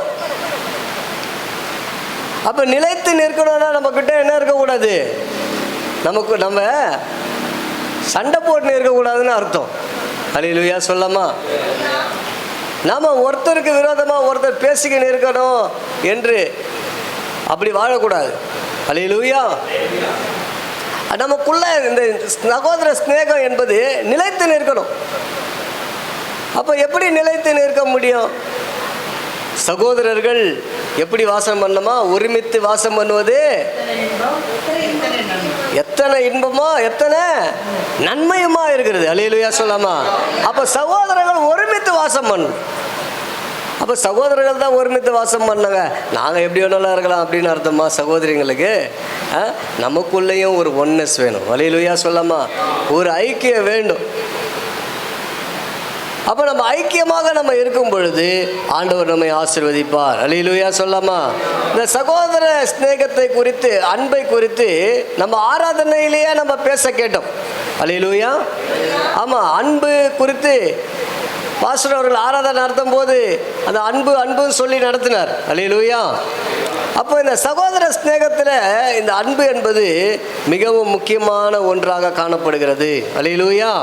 நீங்கள் வாசிங்க 1 யோவான் 3ஆம் அதிகாரம் 10ஆம் வசனத்திலிருந்து வாசிங்க பார்க்கலாம்.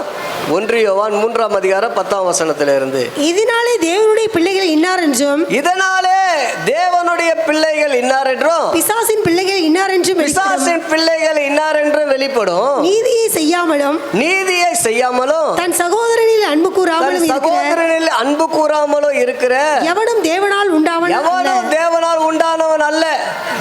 சகோதரனிடத்தில் அன்பு கூறாதவன் யாரு? அவங்க தேவனால் உண்டாவல, அவங்க ரட்சிக்கப்படல. அப்ப சகோதரனிடத்தில் என்ன வேணும்? அன்பு கூறணும். அல்லேலூயா சொல்லாமா? 11ஆம் வசனம் வாசிங்க. நாம் ஒருவரில் ஒருவர் அன்பு கூற வேண்டும் என்பதே, அன்பு கூற வேண்டும் என்பதே நீங்கள் ஆதி முதல் கேள்விப்பட்ட விசேஷமா இருக்கிறது. பொல்லாங்கனால் உண்டாயிருந்த தன் சகோதரனை கொலை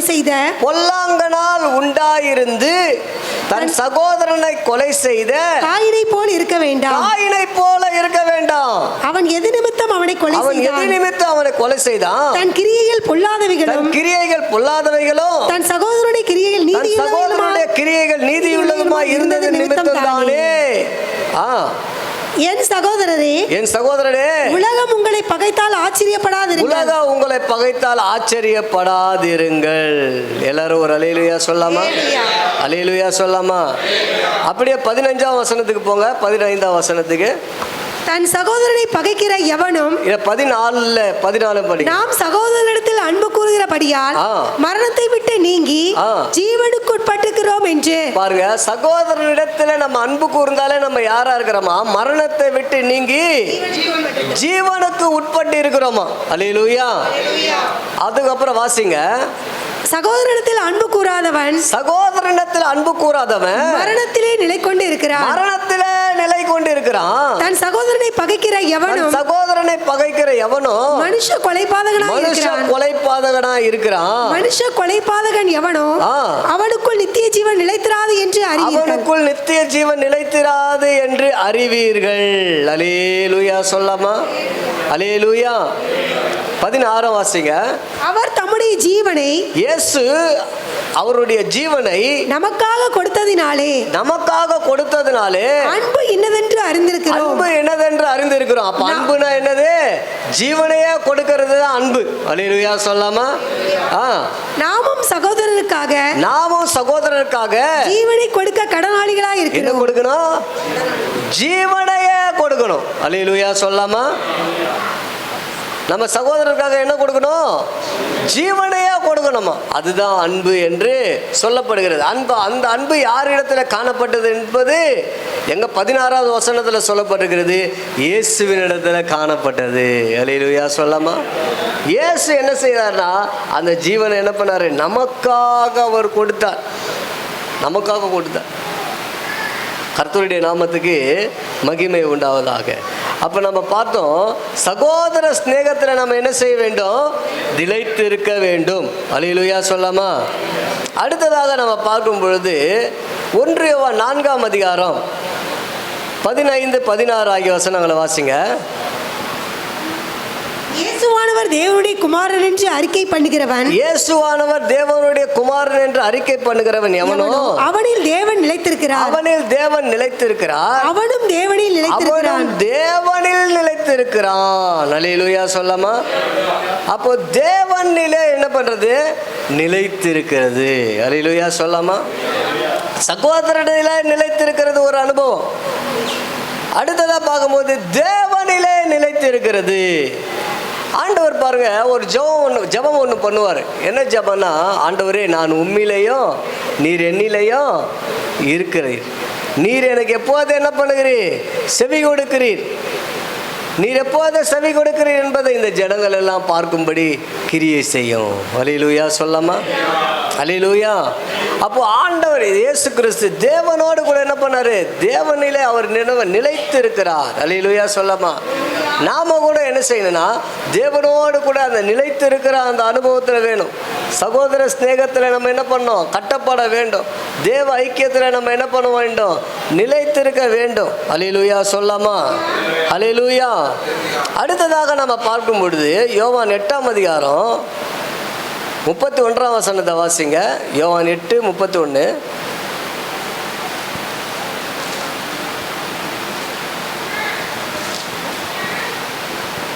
இயேசு தம்மை விசுவாசித்த யூதர்களை நோக்கி நீங்கள் என் உபதேசத்தில் நிலைத்திருந்தால் மெய்யாகவே என் சீஷராய் இருப்பீர்கள். அல்லேலூயா சொல்லாமா? அப்போ உபதேசத்தில் நிலைத்திருக்கணும். அல்லேலூயா சொல்லாமா? உபதேசம், இந்த உபதேசம் அவர் சொல்றாரு என்னுடைய உபதேசம். அல்லேலூயா சொல்லாமா? Jesus breach. நிறைய ஸ்பீச் வந்தது. மோசே கற்பனைகளை கொண்டு வந்தார், நியாயப்பிரமாணம் வந்தது. ஆனால் இயேசு கிறிஸ்தவனுடைய ஸ்பீச் வித்தியாசமான ஸ்பீச். அல்லேலூயா சொல்லாமா? அவருடைய இந்த புதிய ஏற்பாட்டின் உபதேசம் வித்தியாசமாக இருந்தது. அதை கை கொண்டு நடக்கிறது ரொம்ப கடினமான ஒரு உபதேசத்தை போல காணப்பட்டது. அப்போ ஆண்டவர் சொல்கிறாரு என்னுடைய உபதேசத்தில் நீங்கள் என்ன பண்ணுங்க? நிலைத்திருங்க. அல்லேலூயா சொல்லாமா? நிறைய பேர் என்ன நினைப்பாங்கன்னா அதெல்லாம் பைபிளில் போட்டுக்குதுப்பா, அதெல்லாம் யாருப்பா செய்வாங்க? அல்லேலூயா. அதெல்லாம் பைபிளில் போட்டுக்குது. பைபிளில் போட்டுக்கிறது நம்ம யாருப்பா செய்ய முடியும்? நம்மனா இயேசு கிறிஸ்துவா அப்படின்னு சொல்லுவோம். ஆனால் ஆண்டவராக இயேசு கிறிஸ்து சொல்கிறாரு நீங்கள் என்ன பண்ணுங்க? என்னுடைய உபதேசத்தில் நான் என்ன பண்ணுங்க? நிலைத்திருங்க. அல்லேலூயா சொல்லாமா? என் உபதேசத்தில் என்ன பண்ணுங்க? நிலைத்திருங்க. அப்பொழுது நீங்கள் யாராக இருப்பீங்கன்னா உண்மையாக என்னுடைய சீஷர்களாக இருப்பீர்கள். அல்லேலூயா சொல்லாமா? அப்போ உண்மையான இயேசுவினுடைய சீஷர்கள் என்ன பண்ணுவாங்க? இயேசப்பாவுடைய உபதேசத்தில் நிலைத்திருக்கிறவர்களாக காணப்படுவார்கள். இந்த உபதேசத்தில் நிலைத்திருக்கும் போது என்ன கிடைக்கிறது? நீங்கள் யோவான் 15ஆம் அதிகாரத்தில் 7ஆம் வசனத்தில் நீங்கள் பார்ப்பீர்கள் என்றால் ஆண்டவர் அதை சொல்லுவார், நீங்கள் என்னிலும் என் வார்த்தைகள் உங்களிலும் நிலைத்திருந்தால் நீங்கள் கேட்டுக்கொள்வது எதுவோ அது உங்களுக்கு செய்யப்படும். அல்லேலூயா சொல்லாமா? அல்லேலூயா. ஏங்க என் ஜபத்துக்கு பதில் வரமாட்டுது? நான் பல வருஷமா ஜெபம் பண்றேன், ஏன் இது கிடைக்கல நினைக்கலாம். ஆண்டவர் சொல்றாரு நீங்கள் என்னிலும் என் வார்த்தை உங்களிலும் என்ன செய்யணும்? நிலைத்து இருக்க வேண்டும். அல்லேலூயா சொல்லாமா? நீங்க வார்த்தையை விட்டு விட்டு போகக்கூடாது. நீங்க உபதேசத்தை விட்டு விட்டு போகக்கூடாது. உங்கள் வார்த்தையும் உபதேசமும் உங்களுக்குள்ளே என்ன பண்ணணும்? எப்போதும் இருக்க வேண்டும். அல்லேலூயா சொல்லாமா? நீங்கள் பாருங்கள், இயேசு கிறிஸ்து பார்த்தீங்கன்னா எங்கெங்கேயோ போகிறார் இல்லையா? கலிலேயாவுக்கு போகிறாரு, யோர்தானுக்கு போகிறாரு, இப்படியெல்லாம் போகிறாரு. நீங்கள் பாருங்கள், இயேசு போகிற இடத்துங்களிலெல்லாம் என்ன நடந்தது பார்த்தீங்கன்னா உபதேசம் நடந்துக்கினே இருக்கும். அல்லேலூயா சொல்லாமா? உலக காரியம் நடக்காது. அல்லேலூயா. இயேசு போகிற இடங்களெல்லாம் பாருங்கள், பரிசேயன் எதனா ஒன்று சொல்லுவான், சதுசேயன் எதனா ஒன்று சொல்லுவான். எதை சுற்றியே இருக்குன்னு பார்த்தீங்கன்னா தேவ காரியங்களை குறித்தே இருக்கும், தேவனுடைய உபதேசத்தை குறித்தே இருக்கும். அல்லேலூயா சொல்லாமா? அப்போ நமக்குள்ள கூட பார்த்தீங்கன்னா நமக்குள்ள அந்த உபதேசங்கள் இருக்கணும். நம்ம பேசும்பொழுது நம்ம என்ன பேசுகிறோம்? உபதேசத்தை பேசுகிறோமா? வசனங்களை பேசுகிறோமா? யோசித்து பாருங்களேன். ஒரு உலகத்தை மனுஷங்கிட்ட கூட நம்ம பேசுகிறோம், எதை குறித்து பேசுகிறோம்? வசனத்தை குறித்து பேசுகிறோமா? கொஞ்சம் யோசித்து பாருங்களேன். இயேசுவினுடைய உபதேசத்தை குறித்து நம்ம பேசுகிறோமா? யோசித்து பாருங்களேன். நம்ம வசனங்களை கண்முன்னு நிறுத்துகிறோமா? கொஞ்சம் யோசித்து பாருங்களேன். அப்போது வசனங்களை நம்ம விடுகிறதுனால என்ன செய்கிறதுனா ஜபத்தை நம்ம என்ன ஜபம் கேட்கப்படாமலே போகிறது. அல்லேலூயா சொல்லாமா? அல்லேலூயா. அப்போது நம்ம வசனத்தை பிடித்து கொள்ளும் பொழுது நம்ம ஜபத்தை ஆண்டவர் கேட்கிறவராக இருக்கிறார். அல்லேலூயா சொல்லாமா? அப்போ வசனத்தை நம்ம பிடிக்கணும், உபதேசத்தை பிடிக்கணும், அப்போ நம்மளுடைய ஜபங்கள் கேட்கப்படும். அல்லேலூயா சொல்லாமா? அல்லேலூயா. ஆண்டவருடைய நாமத்துக்கு மகிமை உண்டாவதாக. இன்னொரு வசனத்தை நம்ம வாசிப்போம். 2 யோவான் 1 9:10 வாசிங்க. 2 யோவான் 1:9-10.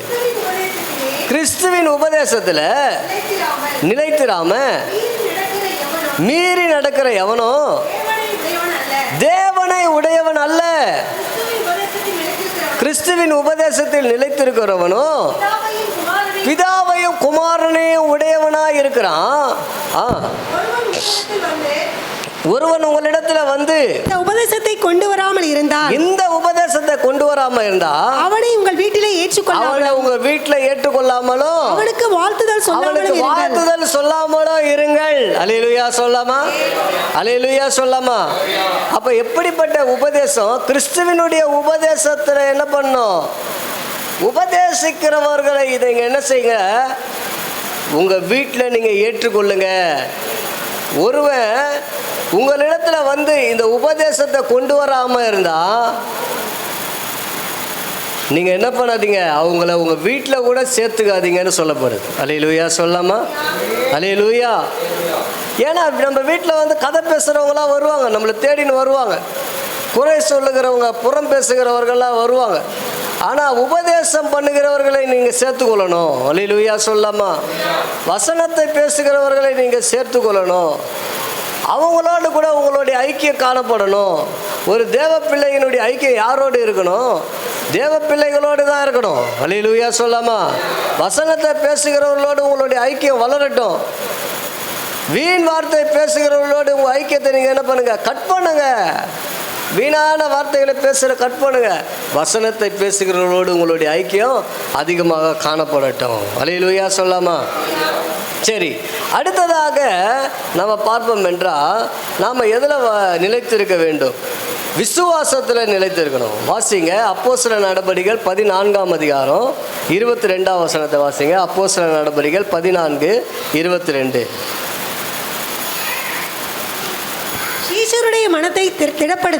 சீஷர்களுடைய மனதை திடப்படுத்தி விசுவாசத்திலே நிலைத்திருக்கும்படி அவர்களுக்கு புத்தி சொல்லி நாம் அநேக உபத்திரவங்களின் வழியாய் தேவனுடைய ராஜ்யத்தில் பிரவேசிக்க வேண்டும் என்று சொன்னார்கள். அல்லேலூயா சொல்லாமா? அப்போ விசுவாசத்துல நிலைத்திருக்கணும். என்ன விசுவாசம்? நமக்கு வீடு கிடைக்கணும்னு ஜெபம் பண்ணுறது விசுவாசமா? அது ஒரு விசுவாசம் இருக்குது. எனக்கு ஆண்டவர் வீட்டை தருவார், எனக்கு வேலையை தருவார், எனக்கு பணத்தை சந்திப்பார், கடனை அடைப்பார், என் வியாதியிலிருந்து என்னை சுகப்படுத்துவார். அதெல்லாம் ஒரு விசுவாசம் இருக்குது. ஆனால் எல்லாவற்றுக்கும் மேலான இன்னொரு விசுவாசம் இருக்குது. என்ன விசுவாசம்னா, உபத்திரவத்தின் வழியாய் தேவனுடைய ராஜ்யத்தில் பிரவேசிக்க வேண்டும். அல்லேலூயா சொல்லாமா? உபத்திரவம் வரும், தேவனுடைய பிள்ளைகளுக்கு உபத்திரவம் வரும். தேவனுடைய பிள்ளைகளை உபத்திரவப்படுத்துவார்கள். அப்போ உபத்திரவப்படும் போது நம்ம நினைச்சிடக்கூடாது, ஐயோயோ இயேசு இருக்கிறாரா இல்லையா, அவர் நமக்கு உதவி செய்கிறாரா இல்லையா. அப்போ அந்த உபத்திரவத்தின் வழியில் ஆண்டவர் நம்மை நடத்துவார். அல்லேலூயா சொல்லாமா? அப்பொழுது நம்மளுடைய விசுவாசம் ஒழிந்து போகக்கூடாது. பேதுருவை உபத்திரவப்படுத்தினாங்க, அப்போஸ்தலனாகிய பவுலை உபத்திரவப்படுத்தினாங்க. அவங்க விசுவாசத்தில் வடிவி போனாங்களான்னு பார்த்தீங்கன்னா இல்லவே இல்லை. அல்லேலூயா. அவங்க விசுவாசத்தில் உறுதியாக இருந்தாங்க. அப்போ உங்களை உபத்திரவப்படுத்தும் போது நீங்கள் எப்படி இருக்கிறீங்க? விசுவாசத்தில் உறுதியாக இருக்கிறீங்களா? உங்களை பழி சொல்லும்போது நீங்கள் எப்படி இருக்கிறீங்க? ஆண்டவர் சொல்கிறாரு, உங்கள் மேலே பொய்யாய் குற்றம் சுமத்துனா நீங்கள் யார்? பாக்கியவான்கள். அல்லேலூயா சொல்லாமா? ஆமாம், பொய்யா சொல்லுவாங்க, சில காரியங்களை பொய்யா சொல்லுவாங்க, இல்லாதது பொல்லாததெல்லாம் சொல்லுவாங்க. அப்போ நீங்கள் என்ன பண்ணுவீங்க? விசுவாசத்தில் உறுதியாக நிற்கணும். அல்லேலூயா சொல்லாமா? விசுவாசத்தை விட்டு போயிடக்கூடாது. என்ன ஆண்டவர் இருக்கிறாரா இல்லையா?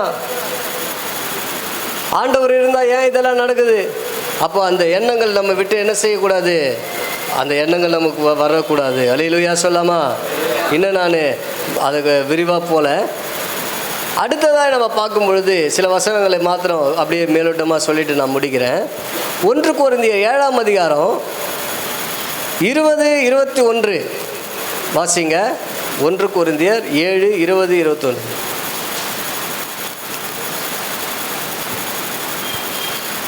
அடிமையாய் நீ அழைக்கப்பட்டிருந்தால் அடிமையாய் நீ அழைக்கப்பட்டிருந்தா கவலைப்படாதே. நீ சுயாதீனனாக கூடுமானால் அதை நலமென்று அனுசரித்துக் கொள். கர்த்தருக்குள் அழைக்கப்பட்ட அடிமையானவன் கர்த்தருடைய சுயாதீனனாய் இருக்கிறான்.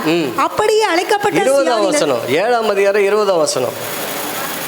அவனவன் தான் அழைக்கப்பட்ட நிலைமையிலே நிலைத்திருக்க கடவன். அல்லேலூயா சொல்லாமா? அப்ப அழைப்பிலே நம்ம நிலைத்திருக்கணும். அல்லேலூயா சொல்லாமா? நம்ம ஆண்டவர் அழைச்ச அழைப்புல நம்ம என்ன செய்யணும்? அதுல நிலைத்திருக்கணும். நம்ம நிலைத்திருக்க நம்ம கற்றுக்கொள்ள வேண்டும். அல்லேலூயா சொல்லாமா? அல்லேலூயா.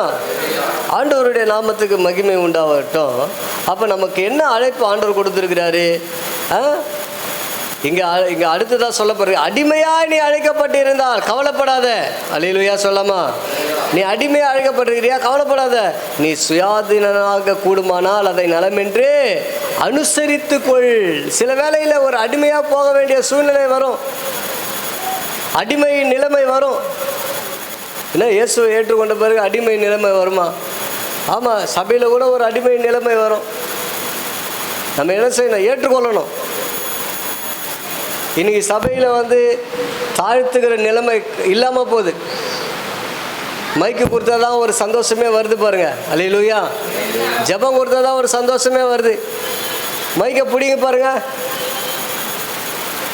உட்கார வச்சு பாருங்க, அவ்வளோதான்.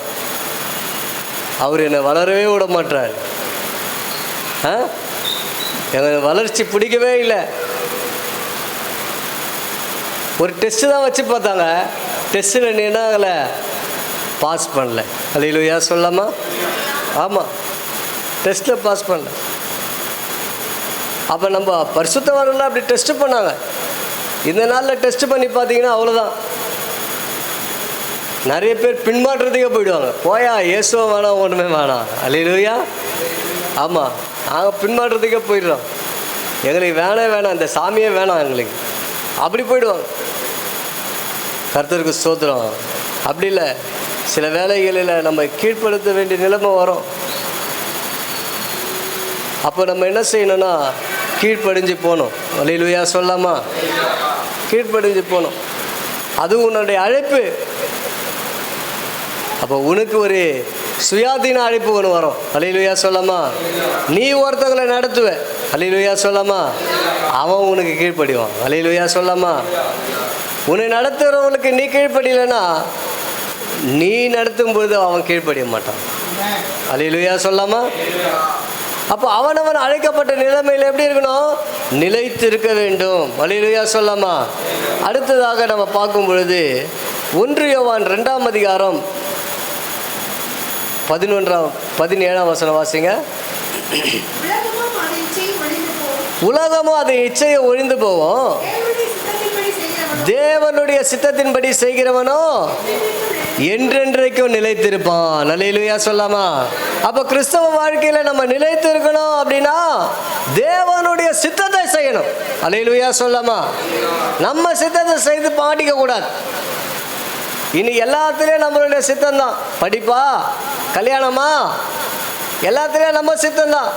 நம்மளா ஆசைப்படுறது, நம்மளா விருப்பப்படுறது, நம்மளா என்ன பண்ணுறது, தெரிந்து கொள்வது. தேவ சித்தத்துக்கு ஒப்பு கொடுக்கறது கிடையாது. அப்புறம் மாட்டிக்கின்னு நம்ம முழிச்சுன்னு இருக்க வேண்டியது தான். அல்லேலூயா சொல்லாமா? அதுக்கப்புறம் நம்ம மாட்டின்னு கண்ணீர் சிந்தின்னு இருக்க வேண்டியது தான். எல்லா விதத்திலையும் தேவனுடைய சித்தம் இருக்கும். ஒரு பேர் வைக்கணும்னா கூட தேவ சித்தம் வேறு வேணுமே. அல்லேலூயா. கேட்குறாங்களே, இந்த பிள்ளைக்கு என்ன பேர் வைக்கணும் கேட்குறாங்களே. நீ இந்த பிள்ளைக்கு இந்த பேரை வைன்னு சொல்லப்படுத. ஆனால் நம்மளாம் என்ன பண்ணுறோம்? நம்ம மனசில் இருக்கிற ஒரு பேரை வச்சு விட்டுறோம். கர்த்தருக்கு ஸ்தோத்திரம். ஒரு இது ஆண்டவருக்கு என்ன பேர் விரும்புகிறாரு நம்ம கேட்குறோமா? இந்த பிள்ளையை எப்படி வளர்க்கணும் கேட்குறாங்க. நம்ம எப்படி யோசிப்போம்? காசு இருந்தால் நல்ல கான்வென்ட்டில் படிக்க வச்சிடலாம், அப்படி தான் நம்ம யோசிக்கிறோம். இந்த பிள்ளையை எப்படி வளர்க்கணும், நான் என்ன கொடுக்கணும், இந்த பிள்ளைக்கு என்ன கொடுக்கணும்? அப்போது ஆண்டவருடைய பிள்ளைங்க அவங்களுடைய எல்லா விதத்திலையும் என்ன செய்யணும்னா தேவனுடைய சித்தத்தை நம்ம அறிந்து கொள்ளணும். அல்லேலூயா. தேவனுடைய சித்தத்தை அறிந்து அறிந்து செயல்படதான் ஆண்டவர் நம்ம அழைச்சிருக்கிறார். நம்ம இஷ்டமா வாழ்வதற்காக நம்மளை ஆண்டவர் அழைக்கல. அல்லேலூயா. நம்ம இஷ்டமா நம்ம இருப்பதற்காக ஆண்டவர் நம்ம அழைக்கல. என்னை குறித்து தேவ சித்தம் என்ன? அல்லேலூயா. தேவன் என்னில என்ன விரும்புகிறார் அதை தெரிந்து கொள்ளணும். அல்லேலூயா. சரி, அடுத்ததாக கடைசியாக ஒரே ஒரு காரியத்தை சொல்லி நான் முடிக்க போகிறேன். அல்லேலூயா சொல்லாமா? ஆமாம், நான் எதுவும் விரிவாக நான் பேசவே இல்லை, அப்படியே ஷார்ட்டாக பேசிக்கிட்டே போகிறேன். அல்லேலூயா. அதனால தான் இப்போ 10வது பாயிண்ட்டுக்கு வந்துருக்குறோம். சரி, யோவான் 6ஆம் அதிகாரம் 56ஆம் வசனம் வாசிங்க. யோவான் 6:56. என் மாம்சத்தை புசித்து என் இரத்தத்தை பானம் பண்ணுகிறவனுக்கு என்னிலே நிலைத்திருக்கிறான், நித்திய ஜீவன் உண்டு. சாரி, வாசிங்க 56. என்னிலே நிலைத்திருக்கிறான், நானும் அவனிலே நிலைத்திருக்கிறேன், நானும் அவனிலே நிலைத்திருக்கிறேன். அல்லேலூயா சொல்லாமா? என் மாம்சத்தை புசித்து என் ரத்தத்தை பானம் பண்ணுகிறவர் எங்க இருக்கிறான்? என்னிலே அவன் நிலைத்திருக்கிறான். அல்லேலூயா சொல்லாமா? இந்த திருப்பந்தியை நம்ம புசிக்கும் பொழுது நாம் அவரிலே நம்ம நிலைத்திருக்கிறோம். அல்லேலூயா. நிறைய பேர் யோசிப்போம், திருவிருந்து எடுக்கலாமா, எடுக்கக்கூடாதா? எடுக்கக்கூடாதா நினைக்கும் பொழுதே நீங்கள் எங்கே இருக்கிறீங்க? அவரிலே நீங்கள் நிலைத்து இல்லை. அல்லேலூயா. நீங்கள் எப்பொழுது திருவிருந்து எடுக்க ஆயத்தமாகிறீர்களோ அப்பொழுது நீங்கள் எப்படியா இருக்கிறீங்க? நீங்கள் அவரோடு கூட நிலைத்து இருக்கிறீங்க. அல்லேலூயா சொல்லாமா? இந்த திருவிருந்தை எடுக்கக்கூடிய தைரியம், இந்த திருப்பந்தியில் பங்கு கொள்ளக்கூடிய விருப்பம் எப்படி உங்களுக்குள்ள ஏற்படுகிறதோ அப்பொழுது நீங்கள் தேவனுக்குள்ளே நிலைத்து இருக்கிறீர்கள் என்று அர்த்தம். அல்லேலூயா. இந்த மாதம் வேணாம்பா, அடுத்த மாதம் எடுத்துக்கலாம், நான் பரிசுத்தமாக இல்லை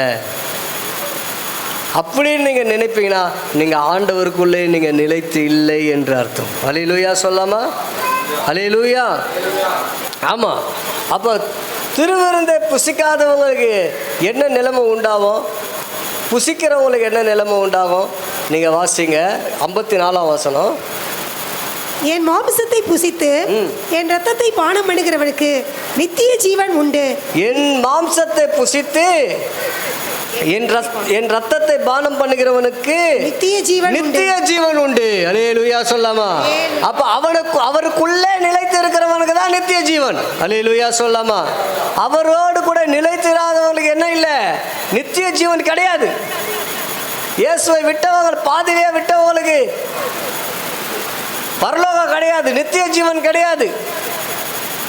இயேசுவோடு கூட என்ன பண்ண நிலைத்து இருக்கிறவர்கள், அல்லேலூயா சொல்லாமா, அவங்களுக்கு நான் நித்திய ஜீவன் இருக்கு. அவங்கள நான் ஆண்டவர் என்ன செய்வார்? நான் அவனை கடைசி நாளில் என்ன பண்ணுவேன்? எழுப்புவேன். அல்லேலூயா சொல்லாமா? அவனை நான் கடைசி நாளில் எழுப்புவேன். நம்மளுக்கு ஒரு கடைசி நாள் இருக்கு. அல்லேலூயா சொல்லாமா? நம்மை உயிரோடு கூட ஆண்டவர் எழுப்பக்கூடிய ஒரு நாள் இருக்கு. அல்லேலூயா சொல்லாமா? ஆமாம். கிறிஸ்துவுக்குள் மரித்தவர்கள் எப்போ எழுந்துப்பாங்க? முதலாவது எழுந்திருப்பாங்க. அல்லேலூயா சொல்லாமா? பின்பு உயிரோடு இருக்கிற நாம என்ன செய்வோம்? எதிர்கொண்டு போவோம். அல்லேலூயா சொல்லாமா? கர்த்தருடைய நாமத்துக்கு மகிமை உண்டாவதாக. அப்போ நம்ம நிலைத்திருக்கக்கூடிய காரியங்களில் மிகவும் முக்கியமான ஒரு காரியமாக திருப்பந்தி இருக்கிறது. அல்லேலூயா. ஆமாம். அந்த திருப்பந்தியில் நம்ம என்ன செய்யணும்? நிலைத்திருக்கணும். திருப்பந்தியில் பங்கு கொள்ளணும். திருப்பந்திக்கு ஆயத்தமாகணும். ஏனென்றால் அது நம்ம இயேசுவில் நிலைத்திருக்கிறது மாத்திரமல்ல, அதை நான் பங்கு கொண்டால் தான் எனக்கு என்ன இருக்கிறது? நித்திய ஜீவன் இருக்கிறது. அல்லேலூயா. அந்த நித்திய ஜீவனுக்குள்ளே எனக்கு ஒரு முத்திரை போடப்படுகிறது. அப்பொழுது நான் மரிக்கும் பொழுது என்ன பண்ணுவேன்? என்னுடைய சரீரம் கடைசி நாளில் ஆண்டவர் உயிரோடு எழும்பு பண்ணுவார். அல்லேலூயா சொல்லுவான். அப்போ உயிர்த்தெழுதலிலும் எனக்கு பங்கு கிடைக்க ஆண்டவர் உதவி செய்கிறார். அல்லேலூயா சொல்லாமா? அப்போ ஆண்டவர் சொல்கிறாரு. ஆண்டவருடைய வசனம் என்ன சொல்லுகிறது? யோவான் 15:4-5 என்னில் நிலைத்திருங்க, உங்களில் நிலைத்திருப்பேன், நானும் உங்களை நிலைத்திருக்கிறேன். அல்லேலூயா சொல்லாமா? அல்லேலூயா. நம்ம என்னென்ன காரியங்களில் ஆண்டவர் நம்மை நிலைத்திருக்க செய்கிறார் என்பதை நம்ம யோசித்து பார்ப்போம். அல்லேலூயா சொல்லாமா? நம்ம நிலைத்திருக்கணும். அல்லேலூயா சொல்லாமா? விட்டு விட்டு போகக்கூடாது, விட்டு விட்டு நடக்கக்கூடாது. பாருங்க, ஒரு ஸ்கூல் படிக்கிற பிள்ளைங்க அவங்க ஸ்கூலுக்கு போயின்னு அடிக்கடி லீவு போட்டால் டீச்சர் என்ன சொல்லுவாங்க? ஏம்மா இந்த மாதிரி படித்தா அவன் எப்படிம்மா படிப்பு ஏறும்? அல்லேலூயா. எப்படி படிப்பு ஏறும்? எப்படி அவன் பாஸ் பண்ணுவான் கேட்குறாங்க. அப்போது அவன் நிலைத்து இருந்தால் தான் அவன் படிக்க முடியும், அவன் பாஸ் பண்ண முடியும் என்பது அது ஆசிரியருக்கு தெரியுது. அல்லேலூயா. அது போல தான் ஆண்டவர் சொல்கிறாரு, நீ நிலைத்து இருக்கணும். அல்லேலூயா சொல்லாமா? அல்லேலூயா. நீ நிலைத்து இருக்கணும். விசேஷமாக இந்த திருப்பந்தியில் பங்கு கொள்கிறவர்கள் நாம் அவரிலே நிலைத்து இருக்கிறோமா? யோசித்து பாருங்கள். வீட்டுக்கு போனால் இயேசு நம்ம கூட இருக்கிறாரா? யோசித்து பாருங்கள். நீங்கள் வேலைக்கு போனீங்கன்னா இயேசு உங்கள் கூட இருக்கிறாரா? இயேசுவோடு நீங்கள் இருக்கிறீங்களா? யோசித்து பாருங்கள். நீங்கள் டிரைவிங் பண்ணும்போது நீங்கள் இயேசுவோடு கூட இருக்கிறீங்களா? யோசித்து பாருங்கள். அல்லேலூயா சொல்லாமா? உங்கள் சிந்தை யாரோடு கூட இருக்கிறது? யோசித்து பாருங்கள். உங்கள் மனது யாரோடு கூட இருக்கிறதுன்னு யோசித்து பாருங்கள். அல்லேலூயா சொல்லாமா? அப்படி உங்கள் மனது சரியா இல்லை, உங்கள் சிந்தை சரியா இல்லைன்னா நீங்கள் ஆண்டவர்கிட்ட ஒப்பு கொடுங்க. ஆண்டவரே, நான் உண்மையிலே நிலைத்திருக்க விரும்புகிறேன். அல்லேலூயா சொல்லாமா? நான் உண்மையிலே நிலைத்திருக்க விரும்புகிறேன், நீங்கள் என்னிலே நிலைத்திருங்க. அல்லேலூயா. என்னை விட்டு போயிடாதீங்க ஆண்டவரே. அல்லேலூயா. என்னை கைவிடாதீங்க ஆண்டவரே. என் கையை இருக்க பிடித்து கொள்ளுங்க ஆண்டவரே. ஓ, என்னோடு கூட இருங்க ஆண்டவரே. அப்பா, என்னை வழி நடத்துங்கன்னு சொல்லி ஆண்டவருடைய கரத்தில் ஒப்பு கொடுங்க. ஆண்டவர் உங்களை ஆசீர்வதிப்பார், உங்களை வழி நடத்துவார். ஆண்டவருக்கு மகிமை உண்டாகட்டும். ஆமென்.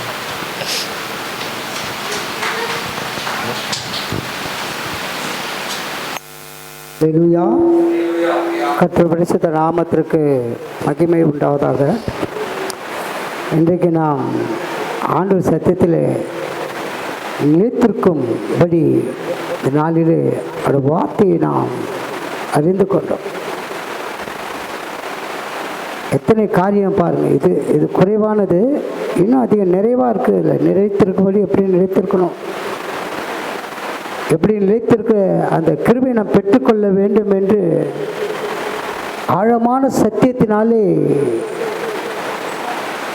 நாம் அறிந்து கொண்டோம். ஏதோ கடமைக்கு வருவதோ கடமைக்கு செல்வதோ ஆவிக்குரிய வாழ்க்கை அல்ல. அப்படி ஆவிக்குரிய வாழ்க்கைக்கு கடமைக்கு தான் வருமா, காணிக்க போடுறோமா? இன்னைக்கு ஆழமாக சொன்னார், ஒரு காரியம் சொன்னார். ஐயா என்ன சொன்னார் சொல்லுங்கள்? எடுத்தவொன்னே ஒரு காரியம் ஆழமாக சொன்னார். நீங்கள் நான் சொல்கிற வசனத்தை பேப்பர் புக்கு வச்சு புக்கை வச்சு பேனை வச்சு எழுதுங்க. ஃபஸ்ட்டு பாயிண்ட்டு அதுதான். இந்த வருடம் முதல் தொடங்கும் போதே எல்லாருக்கும் ஒரு டைரி கொடுத்தோம், பேனா கொடுத்தோம். ஐயா தான் அதை ஸ்பான்சர் பண்ணார், சீனிவாஸ் ஐயா. எல்லாருக்கும் கொடுத்தோம்.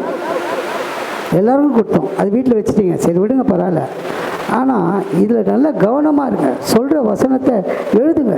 காது கேட்க கடவுது, காதுள்ளவன் கேட்க கடவுள். அது கேட்டதை இருதயத்தில் பதித்து கொள்ள வேண்டும் என்றால் முதல்ல ஒரு டைரியில் பதித்து கொள்ளணும். அது ஒவ்வொரு நாளும் எடுத்து நம்ம வாசித்து நம்ம வாழ்க்கையில் அது நிலைத்திருக்கிற தன்மை நமக்கு வேணும். அப்போ தான் நிலைத்திருக்க முடியும். இதுதான் கிறிஸ்துவ வாழ்க்கை. சொல்லுங்கள் பார்க்கலாம், எத்தனை பேர் நீங்கள் நோட் பண்ண? நான் பார்க்குறேன். என்னென்ன சொன்னார் நான் எழுதுனேன். எத்தனை 10 சொன்னார். எதில் நிலைச்சிருக்கேன் எழுது சொல்லுங்கள் பார்க்கலாம். கட்டு, வெரி குட். 1 தயவு, 2 3 4 தேவனுடைய அன்பில் நிலைத்திருக்கணும்.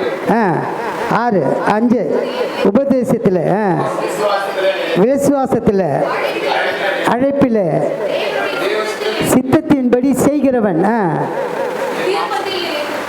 திருப்பந்தியில் கூட நிலைத்திருக்க தன்மைனா அவர் சும்மா இல்லை, அந்த திருப்பதியில் நம்ம கலந்து கொள்ள வேண்டும் என நித்திய ஜீவன் பெற்றுக்கொள்ளத்தக்கதாக நம்ம நிலைத்திருக்கணும். தேவோட ஆலயத்தில் நிலைத்திருக்கணும். ரொம்ப முக்கியமாக தேவோட ஆலயத்தில் நிலைத்திருக்கணும். இன்றைக்கு கூட ஒரு மகள் சங்கர் மகன் வந்தாங்க, காணாம போயிட்டாங்க, வெளியே போயிட்டாங்கன்னு நினைக்கிறேன். வருவது ஆலயத்தில் தங்கியிருப்பது, வீட்டில் நிலைத்திருப்பது தன்மை வேணும் நமக்கு. நேற்றுக்கே அவர்கிட்ட சொல்லி அனுப்பிச்சேன், மற்றவர்கள் இடரெல்லாம் இருக்கக்கூடாதுப்பா. எல்லாருக்கும் அப்படிதான். இது ஆவிக்குரிய சபை. இது சும்மா வந்துட்டு போற சபை இல்லை. இது சும்மா வந்துட்டு உட்காந்துட்டு போற சபை இல்லை. நம்ம நிலைத்து இருக்கணும், அதில் நிலைத்து இருக்கணும், அழைத்த அழைப்பில் நிலைத்து இருக்கணும். நான் அப்படின்னு அந்த வாஞ்ச, அந்த வைராக்கியம் இருக்கணும் நமக்கு. அப்போதான் நித்திய ஜீவன். இதில் கைவிடப்பட்டவனா ஸ்ட்ரைட்டாக நம்ம எக்ஸெட்ரா தான். நல்லா புரிஞ்சுக்கோங்க. ஆண்டவர் வருகை சீக்கிரமாக இருக்கிறது. நிலைத்து இருக்கணும், நம்ம நிலைத்து இருக்கணும். எச்சரிக்கை. உபாகமம் 28ஆம் அதிகாரத்தில் 1 முதல் 14 வசனம் வந்து நமக்கு ஆசீர்வாதத்தை கொடுக்கும். 1 முதல் 12 வசனம் நல்லா புரிஞ்சுக்கோ. இது நான் டைம் இல்லை, சும்மா சிம்பிளாக சொல்கிறேன். உபாகமம் 28ஆம் அதிகாரத்தில் 1 முதல் 12 வசனங்கள் வந்து நமக்கு என்ன கொடுக்குது? ஆசீர்வாதத்தை கொடுக்குது. அதில் 3 வசனங்கள் நமக்கு எச்சரிக்கை சொல்லுது, எச்சரிக்கை கொடுக்குது. 13, 14, 15 நமக்கு எச்சரிக்கை கொடுக்குது. அதுக்கப்புறம் வருதுலாம் சாபம். 28 அதிகாரம் படிக்கும் போது அவர் கட்டளையின்படியும் அவர் நியமங்களின்படியும் நம்ம இருக்கணும். அப்படி இருந்தால் ஆசீர்வாதம். ஆசீர்வாதம் கொடுத்துட்ட பிறகு 3 எச்சரிக்கை கொடுப்பாரு. அந்த எச்சரிக்கை விட்டுருவோம். நம்ம ஆசீர்வாதம் மட்டும் பிடித்துக் கொள்வோம். அந்த எச்சரிக்கையோடு நம்ம வாழ்ந்தால் தான் சாபத்துக்குள்ளே போக மாட்டோம். கரங்களை தட்டுவோமா? சாபத்துக்குள்ளே போக மாட்டோம். ஐயா சொன்னது மாதிரி என்ன ஆண்டவரே ஏன் ஆண்டவரே அப்படின்னு முறுமுறுப்பதினால் பிரயோஜனமா இல்லை. நம்ம நிலைத்திருக்கிறோமா?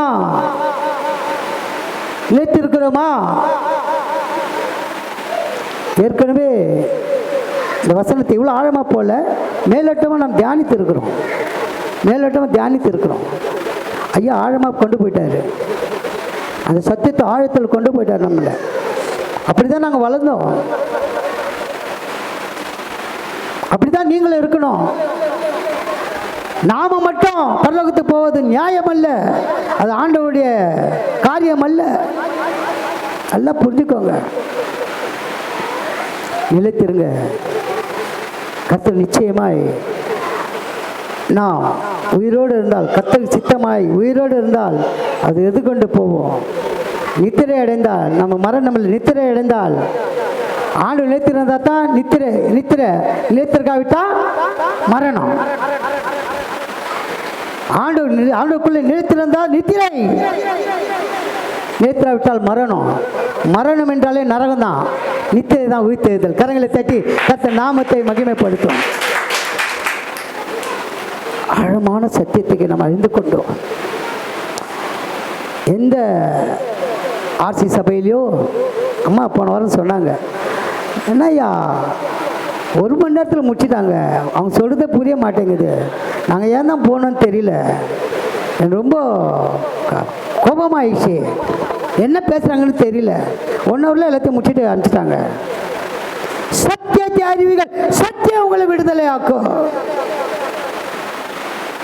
காரணம் அவர் தான் சத்தியம், அவர் தான் வசனம். அவரை முதல்ல நிலைத்திருக்கணும். நிலைத்திருக்கணும். நம்ம வாழ்க்கையில் அந்த நிலைத்திருக்க தன்மை நம்மோடு கூட இருந்துட்டாலே நம்ம நித்திய ஜீவனுக்கு பிரவேசிப்போம். அல்லேலூயா. அந்த பரிசுத்த நாமத்திற்கு மகிமை உண்டாகும். இந்த நாளிலே கூட அப்படி பரிசுத்தமான ரத்தத்தையும் அவர் பரிசுத்தமான சரீரத்தையும் நாம் பெற்றுக்கொள்ள போகிறோம். முதலாவதாக நாம் ஒப்பு கொடுப்போம். என்னை பரிசுத்தப்படுத்துங்கப்பா, என்னை தகுதிப்படுத்துங்கப்பா, ரத்தத்தை என்னை கழுவுங்கப்பா சொல்லி இந்த பரிசுத்த பந்தியில் நாம் பங்கு பெறுவோம், ஒப்புவிடுவோம். பரிசுத்த பந்தியில் கலந்து கொள்ளும் போது முன்னால் செய்த பாவத்தை அறிக்கையிடுங்க. பாவம் செய்யாத ஒருவனும் இந்த பூமியில் இல்லை, பிதாவை தவிர. ஏசாண்டவர் சொல்கிறார், நம்ம கண்டிப்பாக ஏதாவது பாவம் செய்திருப்போம். கண்களினாலே, வார்த்தையினாலே, செயல்களினாலே, நடக்கையினாலே ஏதாவது பாவம் கண்டிப்பாக செய்திருப்போம். அறிக்கை எழுங்க, ஆண்டவரே என்னை மன்னிங்கப்பா, என்னை மன்னிங்க ஆண்டவரே, என்னை மன்னிங்கப்பா, பரிசுத்தமான இந்த பந்தியில் நான் பங்கு பெற என்னை தகுதிப்படுத்திக்காப்பான்னு சொல்லி பரிசுத்த பந்தி உங்கள் இடத்துல வரும்போது முழங்கால் படியிட்டு, அந்த நேரத்தை முழங்கால் படியிட்டு நீங்கள் பெற்றுக்கொள்ளுங்க. மெட்டியோ மூக்குத்தியோ அதை அணிந்து கொண்டவர்கள் தயவு செய்து பரிசுத்த பந்தியில் பங்கு பெறாதீங்க, பங்கு பெறாதீங்க. ஒப்பு கொடுங்க, ஆண்டவரே ஒப்பு கொடுக்குறேன்னு சொல்லி ஒப்பு கொடுங்க. கர்த்தர் உங்களை நடத்துவார், நடத்துவார். அது மாத்திரமல்ல, நீங்கள் இந்த பரிசுத்த பந்தி வரும்போது ஐயா சொல்கிற வார்த்தைக்கு, அந்த வசனத்துக்கு ஆமேன் என்று சொல்லி பயபக்தியோடு அர்ப்பணிப்போடு நாம் பெற்றுக்கொள்ள ஒப்பு கொடுப்போம். ஆண்டவரே என் ஆவி ஆத்மா சரீரத்தை நான் ஒப்பு கொடுன்னு சொல்லி ஒப்பு கொடுங்க. கர்த்தர் ஆசீர்வதிப்பார். 1 கொரிந்தியர் 11ஆம் அதிகாரம்